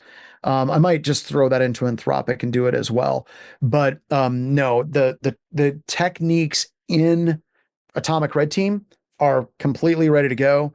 It's the one in the Blue Spawn tool that isn't set up on that as well. All right. So I know we took a lot of time on this, but I think that this is all really important as we're starting to kind of start to gel some of these concepts together. The final thing I wanted to show was uh, is our entire SOC core skills class that we have out there. The whole thing is available on YouTube. So let's get started. I want to say a big thank. So if I kick this over to you all, we actually have the entire thing. So if you're like, well, great, when's the next time he's doing that class? Well, we have the entire thing out there ready to go. So you guys can take it. Your lab should work as well. So go get it. Go get trained. Once again, the goal of my life is to make my life hard. So please help me make my life difficult. So let's go view, enter full screen, and then we're going to go into host firewalls. All right. So yeah, 6th of April is the next SOC class. Thanks, Brian. All right. So when we're talking about host firewalls, the main area that we're going to be shutting down is this lateral movement section, right? Because post exploitation, we take over one system and then we use a bunch of different services to pivot around the environment and move laterally using tools like Bloodhound as an example on how to do that. Very, very easy to do. So let's talk a little bit about segmentation, right? Because there's a number of ways that we can do segmentation, but I need to add a slide. I think before we get to segmentation, we got to talk about the problem statement, right? The problem statement, because in the vast majority of enterprise environments today, when you gain access to a workstation, you can pivot almost without getting detected at all in many organizations. And the reason why is for many organizations, their workstations, they have their host firewalls disabled and they don't have any boundary segmentation and internal firewalls. And the joke I always say is, why is your computer more secure at a Starbucks than it is at work, right? Because you remember Microsoft Windows systems, when they pop up and they see a network, if they see that network as a new network that they've never seen before, shields up, firewalls up, no one's talking to this system, they're going to lock it down. When they enter an Active Directory environment, they're like that uncle that shows up to your house, sits on your couch and like takes off their belt and like pops their top button on their pants and just sits on the couch and cracks open a beer and just sits there and talks off their shoes like, oh, those dogs are barking. Okay, that might have been a little specific, but you get the idea, right? You get the concept. It's like no security whatsoever. That needs to change. And the reason why that needs to change is because different attacks, like pass the hash attacks, these things have worked since 1997.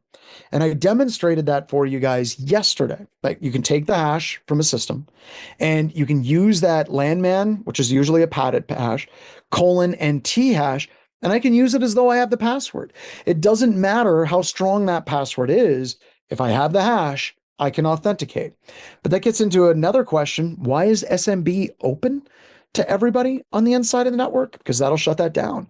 Pass the ticket and security access tokens. Now, a different type of authentication that happens on Windows system is something called Kerberos authentication. Kerberos authentication works like this. You log into your system, or you try to log in. It sends your user ID and password hash to the domain controller using Kerberos pre-auth. The domain controller validates your password hash, and then it hands you a token. Think of Willy Wonka in the chocolate factory when he gets the golden ticket. It gives you a ticket. And then from that point on, when you access other workstations, you don't use NTLM v2 to authenticate. You pass your token to that workstation. Your workstation passes the token to the domain controller for validation. And once it's validated, then that workstation allows you to access.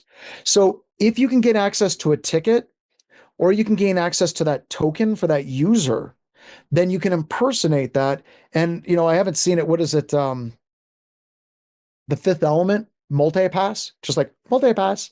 You just show up and you're in. And that environment allows you to move from machine to machine to machine, which brings up another problem. In most Active Directory environments, the user ID is not restricted to that single system. I can sit down at any workstation if I have a valid Active Directory user ID and password, and I can log in. Now, that means I can't access all the personal files, but I can log in. So that allows me as an attacker to move laterally very easily. So what this boils down to is you need to make an assumption that you're going to get compromised, right? It's a safe assumption. And I also say it's acceptable. Now, let me explain what I mean by acceptable, right? It's acceptable because it's going to happen. People get a cold, right? You don't blame that person for getting a cold. Now, quick side note, because sidetracks and soapboxes, this is my thing, right? We need to normalize wearing masks. I need to clarify what I mean by that because a lot of people get really worked up. If you're sick, you should wear a mask. I see this anytime I go to Tokyo or we go to, or not, I haven't been to South Korea, but a lot of places in Asia. If you're sick, you have a cold, you're coughing, you're wearing a mask. And that's a good protection thing there, right? So getting sick is acceptable because it's going to happen. But what can we do to help prevent that? That's the question. The other thing is, do you guys know what the most controversial thing is I've ever said on Twitter? Back when I was still going to Twitter on a regular basis? Like, hands down, the most controversial thing I ever said on Twitter was I was specifically talking to the guys. I was at DIA and I went to the restroom, and like I would say 15% of the guys washed their hands. And I was pissed. And I went on Twitter and I said, guys, we're all going to start washing our hands. Like, can we have a bro code that we have to wash our hands with soap and water? That was the single most controversial thing I ever said. See, all of that shit, oh, sorry, all of that stuff is unacceptable. That should be unacceptable, right? It's acceptable is just like death and taxes and catching a cold. It's going to happen. But what's unacceptable is an attacker persisting for months. What's unacceptable is an attacker pivoting from one compromised system to the rest of the environment in minutes, right? Private VLANs are something that you can do that'll help you defend against this. And many hackers and pen testers hate private VLANs. So let's talk about what this actually looks like, right? Get it set up because we're talking about sicknesses. We have the little eek thing, little, yeah, right? So here we have a simple compromise. An attacker has delivered malware to the system, and now it's got the ick, right? Now, the problem is in many environments, I can pivot from that one compromised system and I can use PSExec. We've used PSExec in this class a whole bunch of times to do this. We could do pass the token to gain access from like an Active Directory perspective. If I have an actual user ID and password using a keylogger, I can use remote desktop. I can also use pass the hash. All of these things in many environments are allowed because they're built-in Windows authentication mechanisms. So how do we stop this type of lateral movement? How can we effectively shut this down so we make the attackers' lives more miserable? Because now the attackers can pivot easily from a one system to a bunch of systems to the domain controller. So once again, you need to treat the internal network as hostile. Your network should be treated with the same level of fear as Starbucks, because odds are it's worse than Starbucks, probably, right? Treat the internal network as hostile because it is. Wow, that's a picture of a man who has hair. That was a while ago, right?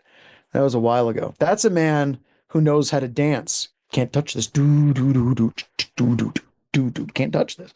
I miss MC Hammer. I really do.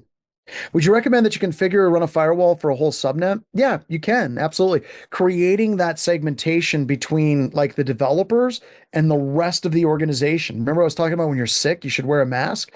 Developers are nasty. Like they insist on running as administrator. They don't like firewalls. They don't like security tools. Developers are just bad, bad, bad news, right? All right, so you can set your internal system firewalls at the same level they would be at a coffee shop. All inbound traffic should be blocked, and alerts should be generated. You can create exceptions for admin networks, right? So you would have your help desk would have a jump host that they would go to, and then they can access systems. You don't want to have all of your workstations set up all the way across the board where any workstation can log in and access any other workstation in your entire environment. Getting back to your question again, you can also segment business units and organizational units between each other. I'm currently working with a friend of mine, and he's writing a book on incident response. And one of the things that we had a really great conversation about was, if let's take a company like Northrop Grumman or General Electric that has hundreds of thousands of employees. When you're doing incident response in an environment like that, you can't look at the environment as one monolithic entity, because you have multiple different business units that exist within that ecosystem. So just using old school Northrop Grumman, right? Oh, what is this? I got to see this one. Man walks down the street in that hat, and people know he's not afraid of anything. Yep, that's whenever I still have that hat. I love that hat, by the way. I can't remember what Jane said about that hat. Something about like, it's very fetching. All right. So when we look at it, we got to look at Northrop Grumman as multiple different sub business units. So old school, back when I was there, we had mission systems, we had ship systems, we had Newport News, we had which was ship systems, NGIT. We had all of these different sub units within Northrop Grumman, and if there was a breach, the breach would be handled within that specific subunit. So it really makes a good idea at a minimum to break down and create firewalls and create those segments between those business units. I always talk about this in like almost all my classes about why the Titanic sunk. Now, the simple answer why the Titanic sunk is it hit an iceberg. But there's a lot of other structural things that happened to the Titanic that led it being a catastrophic loss of life. One was lifeboats. Of course, we know that because we all saw the movie Titanic, or a number of us did. And the other reason was brittle steel, oddly enough. But yet the structural reason was ships up until that point had bulkheads that separated different components of the ship. Okay. So if you had one component or one compartment of a ship was breached, you could lock that off at the bulkhead, and it would contain the leaking to just that section. But if you remember in the movie, they had this great big huge grand ballroom. That ballroom spanned multiple different bulkheads, and it didn't have closure. It, like, the water could come up and go down and come up and go down. Now, to be fair, Titanic, when it hit, it ruptured multiple different parts of the ship. But if it would have had those bulkheads in that segmentation, there's a very strong possibility that it would have sunk a lot slower, and it would have been this catastrophic failure, right? We need to have those segmentations in our networks on that as well. So that's just between business units. Finally, a lot of your antivirus products have firewalls built into them, right? You can even use the built-in Windows firewall, which is horrible if you're sadistic and you're desperate. Turn it on. And that's in fact going to be the lab that we're going to be doing here in just a few minutes, right? We need to be able to set up that level of segmentation to break that down. And you can use private VLANs. So what happens is this. Whenever an attacker takes over one of your systems and they try to move laterally, all of these different points in the environment now become points of detection. So a fun story about a pen test a number of years ago, we were testing this organization. And one of the interesting things about this particular organization, remember I told the story on Darknet Diaries about my mom breaking into a prison, and then we went out and got pie. It's on Darknet Diaries. But as part of doing that, I also did a pen test. I did a physical assessment, pretending to be an intern. And I remember it was on the 5th of July on a Friday, and the place was really dead and super empty. And I showed up with a bunch of networking gear that I had, walked in, and I wore a button-up shirt. I had glasses. I popped the lenses out, and had a really nerdy button-up shirt. I rolled in and I said, "Hi, I'm an intern with blah blah blah blah blah, and I need to replace the router here. Can you get me access to the routing closet?" And the guy that was working there was like, "Yeah, sure, not a problem." And he walked me back to the network operations center. The place was dead. No one was there. And I was able to gain access to the entire network closet. It was pretty cool, right? So then I left, and then we did the thing with my mom. We went to a couple of other locations as well. And then we were there's some more to this. Oh, one of the things that I was supposed to do was an internal vulnerability scan at that same location. So I showed up to that location and we plugged in. We had full authorization from the mothership of the organization to do this, but the local tech lady got like very pushy with us. Like, do you have authorization? I'm like, we do. Here's the phone number. Talk to this person. They validated it. They did all of this stuff. And while I was talking with this guy, who's actually the guy who let me in, he is the guy that let me in. He's like, so you're up in Deadwood? I'm like, yeah, I'm up in Deadwood. And I'm sitting there thinking, it's like, this is the dude that let me in. He's going to recognize me. He's like, yeah, yeah. So we have an intern that works with us who was here 4th of July weekend. He's up in Deadwood. You should reach out to him. Like, he might be looking for a job in security. And I'm like, that was me. That was me. He's like, no, no, no, no, no, no. This guy had like glasses and he was much younger than you.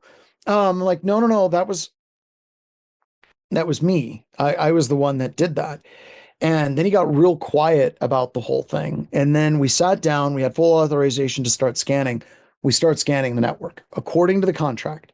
And this network, the people enabled the firewalls at every single workstation.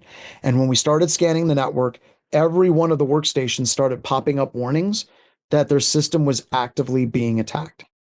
We started seeing all of that, right? We started seeing all of these alerts at that one location. Now, the lady that we were talking to while we started scanning talked to her friend, and he's like, "Yeah, this is the guy I think that was social that like came in. I think he socially engineered us." She shows up and she's like, "You need to get out of here now. All of you, I'm kicking you out." I'm like, "Why?" She's like, "You broke in here over the 4th of July weekend." I'm like, "Yeah, I did because I was hired to do that as part of the assessment." She said, "I am going to kick you out and I'm going to ban you from every one of our offices from here on out." It was crazy. So while we were doing that, we left. And while we were doing that, we had an external going and we gained access to their teleconference system. So we could see all of their meetings that they were having. So we could just dial in and it was like a tampered device or something. And she immediately got onto a teleconference saying, "These people are incompetent. They don't know what they're doing. We need to fire them immediately. Look, he did this. He broke into this place and he lied to get in here and all this stuff." And I recorded the whole thing. And I loved putting it in the report where she's telling us that we're completely incompetent with a picture of her telling everyone that we were incompetent. So that was fun.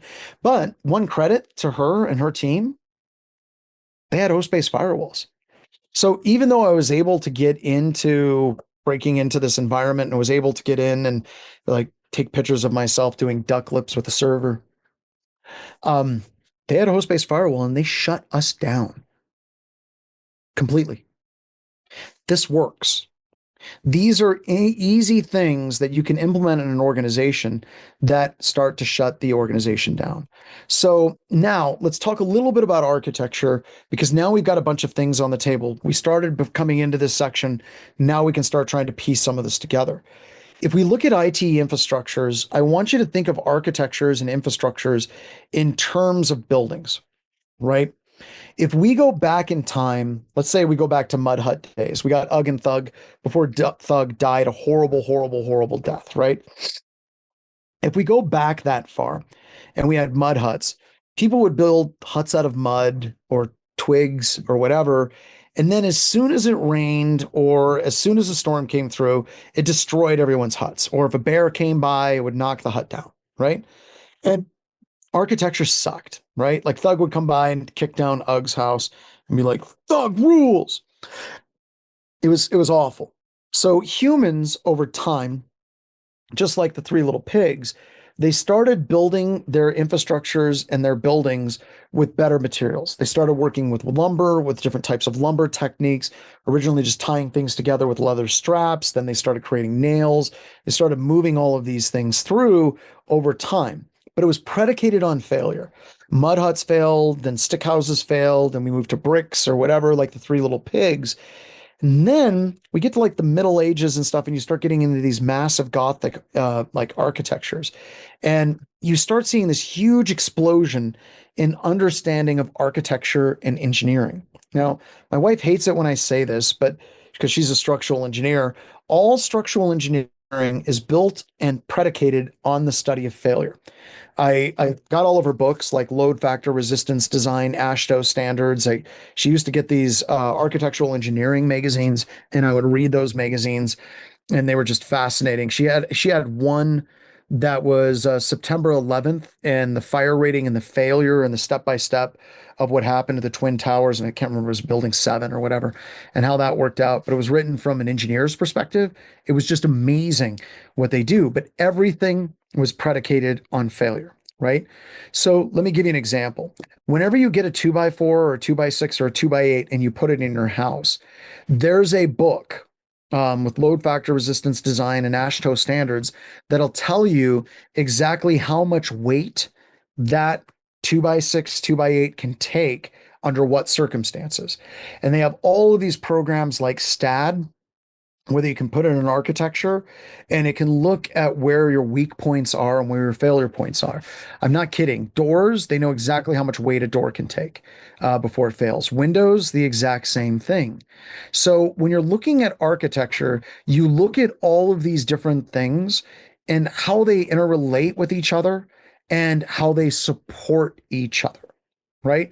Because any one of these parts by themselves, if you're looking at this particular truss system, any one of these things in and of themselves will catastrophically fail under any type of load. But when they're working with each other in this specific design, it becomes an architecture like this. Literally, if you look at structural engineering, you can take this individual component piece, this truss that you see. Let me pull this up real quick.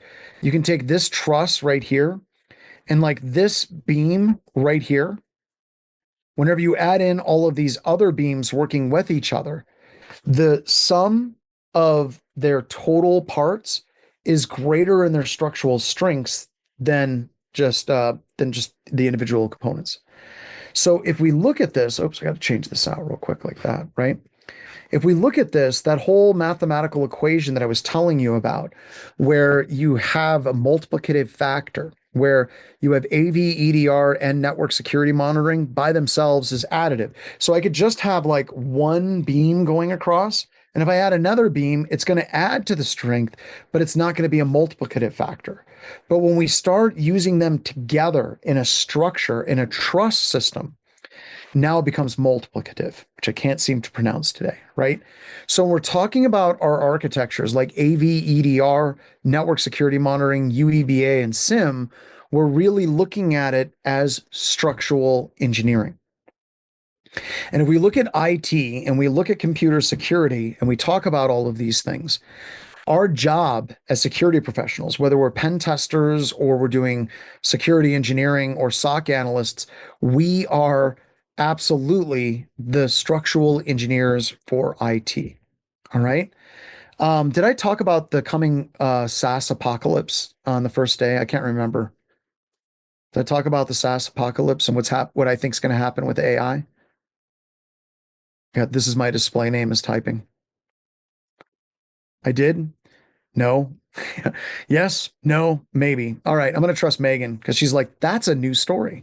Um, so tying it back into this coming SaaS apocalypse, we've been dealing with this tremendous explosion in IT over the past 5, 6 years with cloud computing, SaaS services, and pulling all of these things together. In the next few years, a lot of organizations are going to realize that they can rip and replace and they can create their own SaaS services from scratch using AI. So what this means is our architectures are going to get bigger. Our architectures are going to get more complicated. And AI is absolutely going to be something that we're going to need to use to help us deal with these complicated architectures. Because if we take Ugg and Thug and we take the Mud Hut and we take the history of architecture, more recently, the history of architecture very closely aligns with computer systems. As computer systems got more and more advanced, as we started developing STAD, programs for doing structural engineering, as those programs got more and more advanced, our architectures got more and more complex and complicated in what they were doing, which actually required more structural engineers. So if we're looking at AI, absolutely, there's going to be a huge, huge problem with AI taking people's jobs. but it also creates an opportunity. One of the things I talk about all the time is chaos is a ladder. And AI is creating chaos in our architectures. It's creating chaos in our engineering. And we haven't solved a lot of problems. And AI is trained on us. And if we haven't solved these problems, how do we expect AI to solve these problems? So, one little piece of this overall architecture that I think is critical for us to understand is understanding that something as simple as your host based firewall is a huge part of the structural engineering that all of us should be doing in our environments. We start up, you see me run the command netsh firewall set all profile state on or off, allows us to turn that firewall on or off. And to be clear, this particular firewall is awful. Like it is really just horrifically bad, but we need to turn it on. We need to turn on. It's far, far better than not having anything at all. Queuing Ned Flanders references as well. Also, we can push this out through group policy, and a lot of your EDR and AV and your firewall products have that capability to centrally manage and monitor your firewalls on your workstations as well. So almost all of your vendors out there have that capability. You can centrally manage it, and it's far easier to use than trying to do NetSH ADV firewall on each one of your computer systems. So please use it. So that brings us to our next lab. Let me go. Where do we go? And this particular card would be like isolation and segmentation, is what we'd be doing here. So our lab that we're going to do is host firewalls and Nmap. Host firewalls and Nmap. Now, we're going to be doing a bunch of different scans, and we're going to show you how you can use PSExec. And I also put in the instructions for pass the hash, as I promised you I would. It's now in here, so we have that. So this is kind of a fun lab to kind of show you how this firewall can shut down that pass the hash style attack. So yeah, you're going to be exploiting your Windows system again. So it's just so much Windows exploitation. So you're going to open up a standard Windows command prompt. You're going to get your IP address. I should make sure my VM is started. There we go. And then you're going to open up Kali, you're going to become root, you're going to do a port scan against your system. And remember, your IP address will be different. You're going to see these ports, RPC, NetBIOS, and data services. These are the main ports that Windows systems use to communicate with each other. Then we're going to turn on our firewall. So you're going to turn it on and off basically. And then you're going to run a scan and you're going to see that some of those ports drop off. So then we're going to shut the firewall off. And then we're going to disable AV, make sure the firewall's off. We're going to set that administrator password. And then we're going to do a different type of exploit. We're going to be using PSExec. Okay, so we use exploit Windows SMB PSExec. We set the R host to be our Windows IP address. Our L host will be our Linux IP address. We set the SMB user to be administrator, and the password we set it to password1234, and we exploit. So now you can see if we have that firewall running or off, I can just authenticate to that system. I can dump the password hashes with hash dump. Then I can exit and I can set the SMB pass to be that of the administrator account with no changes. And I don't even need to know the password. And then I can exploit and gain access to the system. At the end of the lab, you're going to turn that firewall back on and then rerun the attack. No session will be created. This will be a bit different. This will be the exact same as the past couple of days. We're going to set the timer for 30 minutes, or I'm going to start at 30 minutes after the hour. I'll start back up at 1:30 my time at the bottom of the hour. And we're not going to do the walkthrough. We're going to go straight into Ask Me Anything because we didn't do Ask Me Anything yesterday because I was showing you all backdoors and breaches competitive, which I'm super excited about coming up. And then tomorrow morning, I'll do the walkthrough of this lab. So let's get rolling, everybody. I'll see you on the other side. And by the way, for the record, kind of cool to see a different exploit here, right? We aren't doing the creating malware. We're kind of giving a little spice, a little excitement.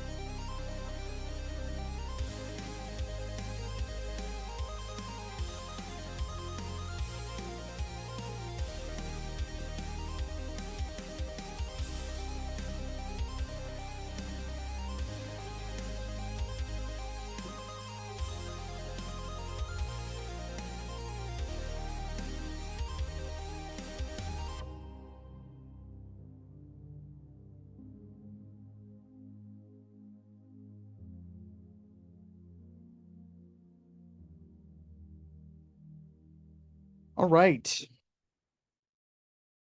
We are now in the Ask Me Anything portion of today's program. So that's it. Anything you all want to ask me is fair game. I was just wondering what the governing body was for standards for trusted pen testers. I would say the closest thing that you can get for evaluating testers is probably the OSCP. And then also for a body, I would say Crest is the closest thing. And we're getting started with a relationship with Crest, hopefully here soon. So check it out. How do I feel about Mr. Robot? Couldn't watch the last season. Um, I can't remember the name of his girlfriend, the blonde girl, but I started watching the first episode of the last season and she's sitting with her father at a park bench overlooking like an estate and like they kill her. And it's just like, no, I'm done. Like I can only handle so much tragedy. It's like watching Children of Men and it's like no, no. Or what was the other one? God, there's like a movie that's known as like one of the most depressing movies ever. I just can't watch it all. The Uh, penguin one. what is it? I was thinking the penguin one, the March of the Penguins or whatever Oh, that was, yeah. just so depressing. That was the Oh, most awful movie ever. yeah, not good. No, yeah. All right. So, question of, could you please talk about configuration management security infrastructure check, AV effectiveness? It is, but I'm going to tell you, like, you can actually handle a lot of your configuration management with authenticated scanning from your vulnerability assessment tool. So, if you look at, like, let's just do Nessus CIS benchmark.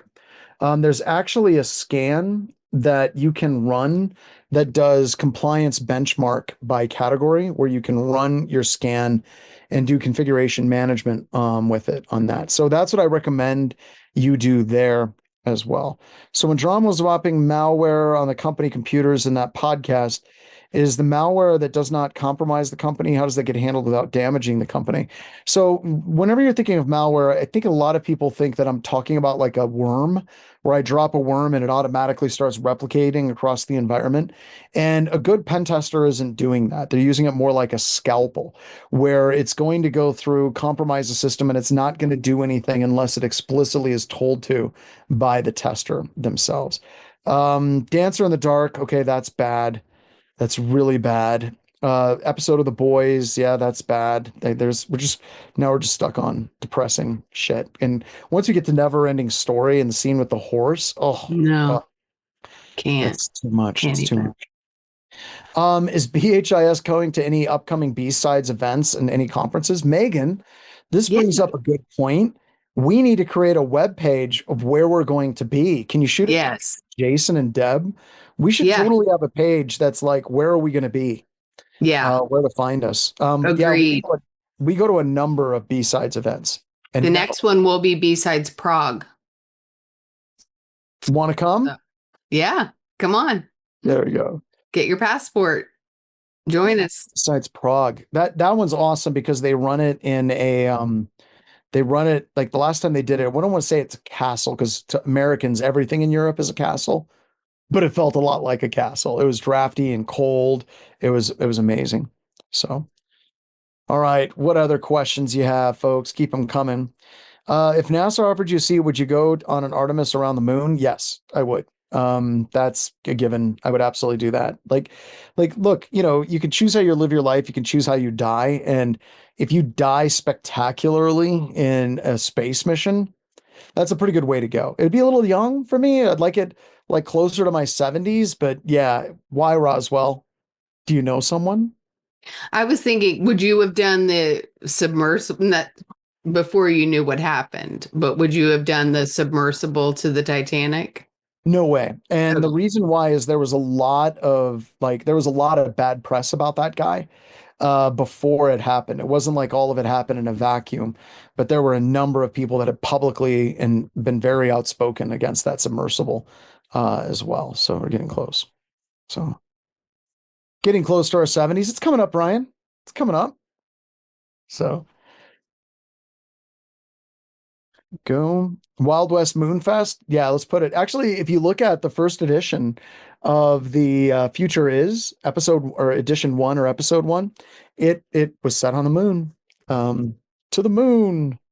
Pass the hash stuff. How does that work? I thought that when you enter a password, the input is transferred with the algorithm, the password is stored. No. When you input the password, it immediately applies the algorithm and sends the hash. So it's not sending your password encrypted and then doing a comparison. It's doing the hash and then sending the hash to the remote system. So yeah, that's why it's like bad. And that's why when you're looking at pass the hash, it shows that the hash is effectively a clear text authentication on that as well. What's the best video article introduced backdoors and breaches to my busy boss? Hold on, I'm going to pause my sharing. I'm going to go to my email from Tim. I'm going to go to my email from Tim. If my email loads from Tim, here we go. And here is, wait a minute. Oh, no. Did he put these on an S3 bucket? Crap. All right, they're on our server, so I can't get them out yet. But if you go to play.backdoorsandbreaches.com, we do have videos on how to play it there. So go to play.backdoorsandbreaches.com. If is lockpicking used in pen testing? It absolutely is. Not as much as you would think, although there's some firms that do it more than we do. And that's perfectly fine. But like Deviant Olem from Core is a good company for physical security assessments. But a lot of what we do isn't necessarily just lockpicking, but also like cloning RFID access to break into buildings as well. And if you want to see that, we set up villages at Wild West Hacking Fest where you can get exposed to all of these different types of lockpicking and entry techniques for physical security as well. Are there any tools or toys that have been released that pique your interest? Talking about red tube, blue team toys. God, what is it? There's this little, it's like a Raspberry Pi, but it's self-contained computer and it has a whole bunch of software-defined radio stuff out the back. And I can't remember what the name of it is. Um, Let me see if I can find it. Pi, I think. See if I can find it. Clockwork Pi. Clockwork U Council Clockwork Pi. And I'm still waiting for my U Council Clockwork Pi. They received my order, they've taken my money, and they haven't given me an update on it. But the U Council Clockwork Pi is something that I have a lot of fun with. The other thing that I really like, and this is strange that I have one here. But I absolutely love emulation of video games. And this is weird. This is going to get very strange, but this is a Retroid Pi or Retroid, sorry, Pocket. And this little guy is a full video game emulator. So you have like Nintendo, Sega, all that stuff. And the reason why this gets weird is I have very little interest in actually playing the video games. I know that that sounds strange, but I love trying to get the emulators up and running and working with them. And I love getting them set up for people, getting the games loaded. Um, but it's absolutely miserable for me to sit down and try to play a video game anymore. There's only a handful of video games that I do play, but that would be one of those things that's like, I love working with it. I love getting it all working, getting the emulation working, making sure the games work. But man, I sat down and I tried to play, what is it, Breath of the Wind and Zelda. It worked great, but I'm sitting here cutting grass with my sword, trying to get rupees. And I'm like, I'm a grown ass man, and I'm literally cutting grass in a video game. Couldn't do it. Couldn't do it. So, this approach screening Yes, we validates answered the your. airport question. Rapid is the best airport to get to Deadwood. Go Yes, ahead. it is. What's the best approach for Mac OS? I would recommend the CIS guidelines. They have CIS benchmarks for OS X. And once again, you can test this with Tenable.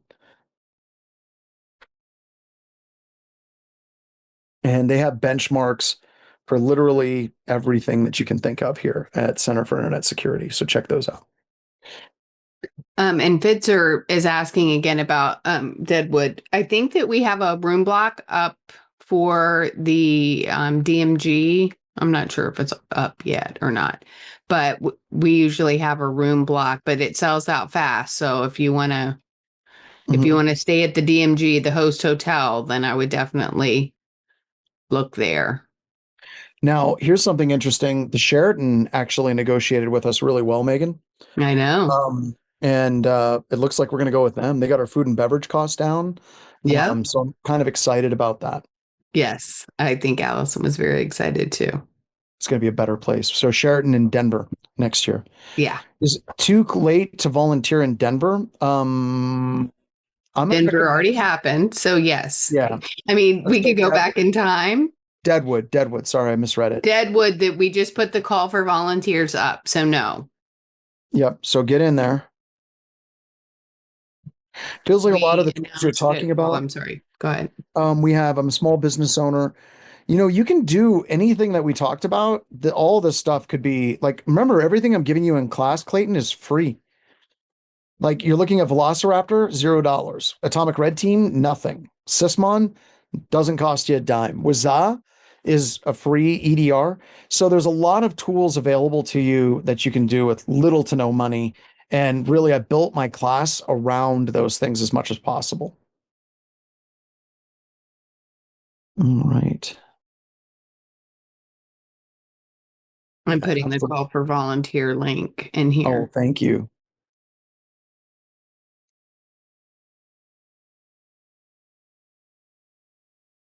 Not a problem.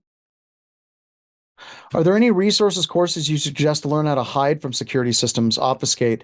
So we are currently reworking some of our classes as far as like AV and bypass and some of that.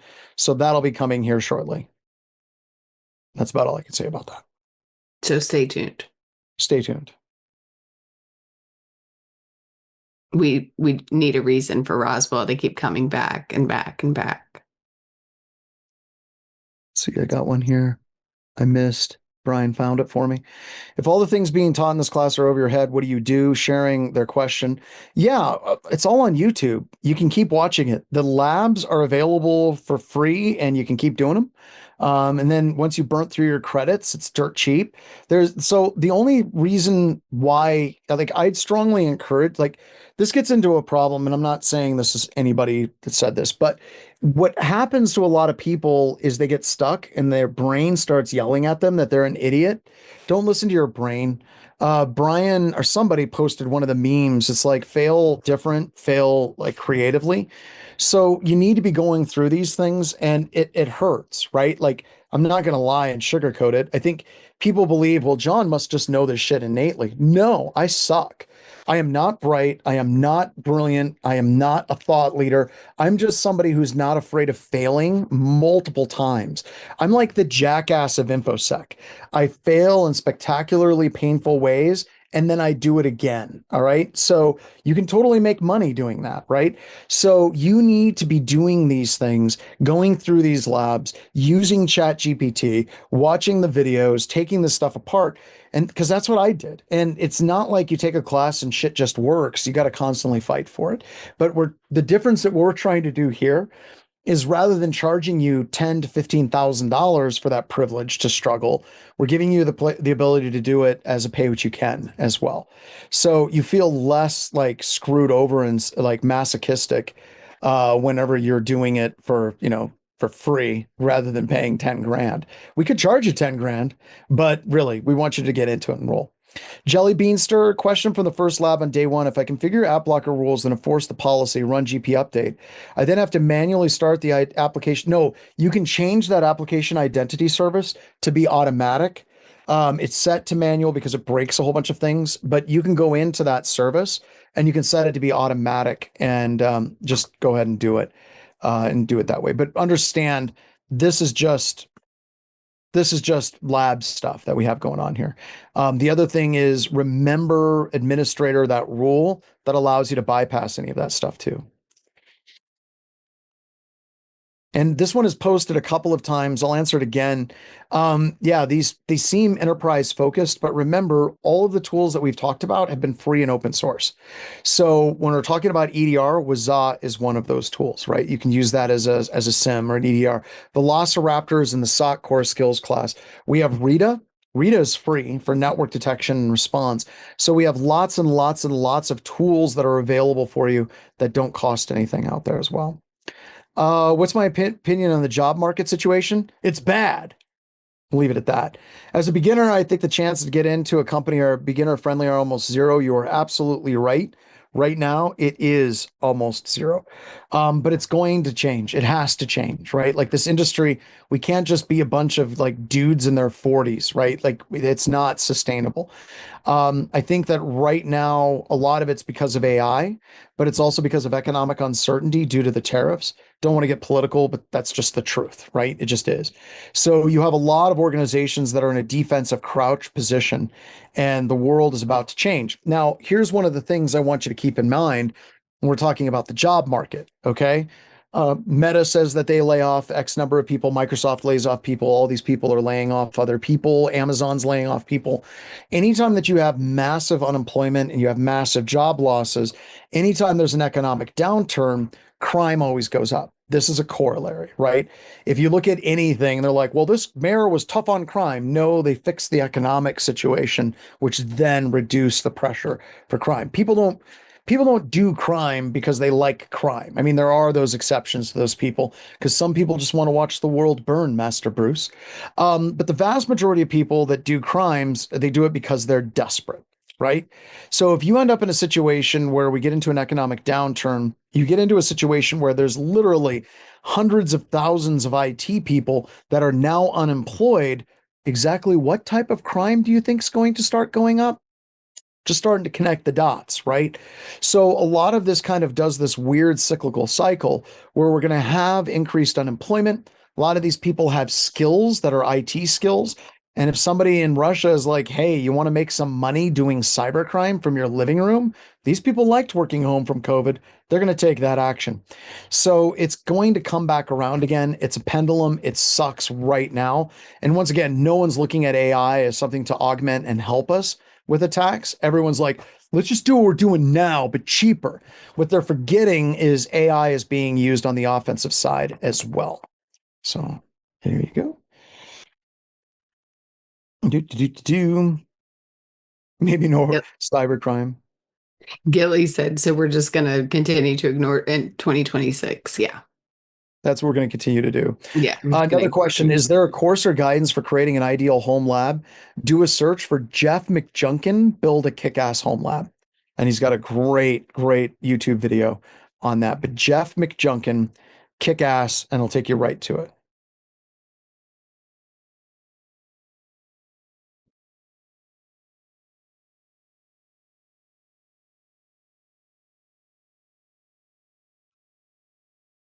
All right.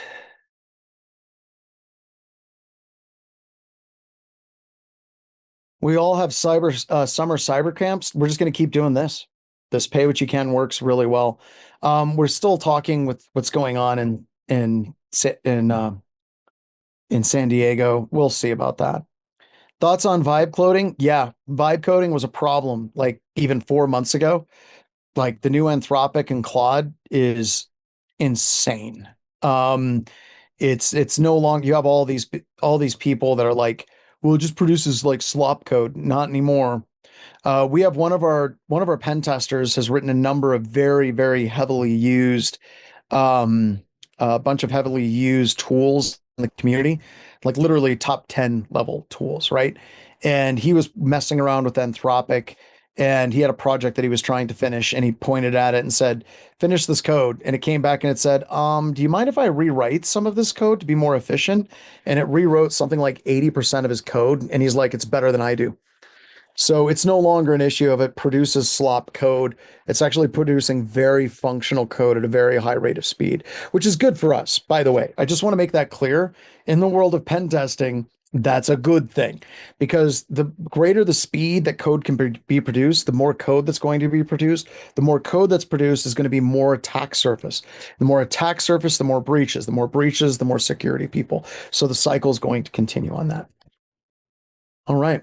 Well, I got to jump to a quick meeting before another meeting, but I wanted to say thank you so much. And tomorrow is a special day. Why is it a special day, Megan? Because we're playing bingo and you must be here to play and you must be here to win. So I will get everybody up to speed tomorrow morning on how to create your bingo card and all of that. And the prize is pretty freaking awesome. It's a whole year of the on-demand catalog with a year of cyber range.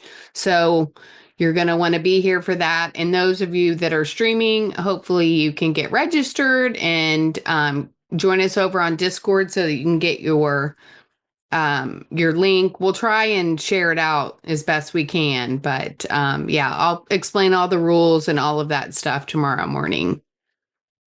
All right. With that, let's get out of here, everybody. All right. Have a good Talk to evening, y'all later. everybody. Bye. Bye, John. We'll see you all tomorrow. Daryl, go ahead and kill it with fire. Have a good night, everyone.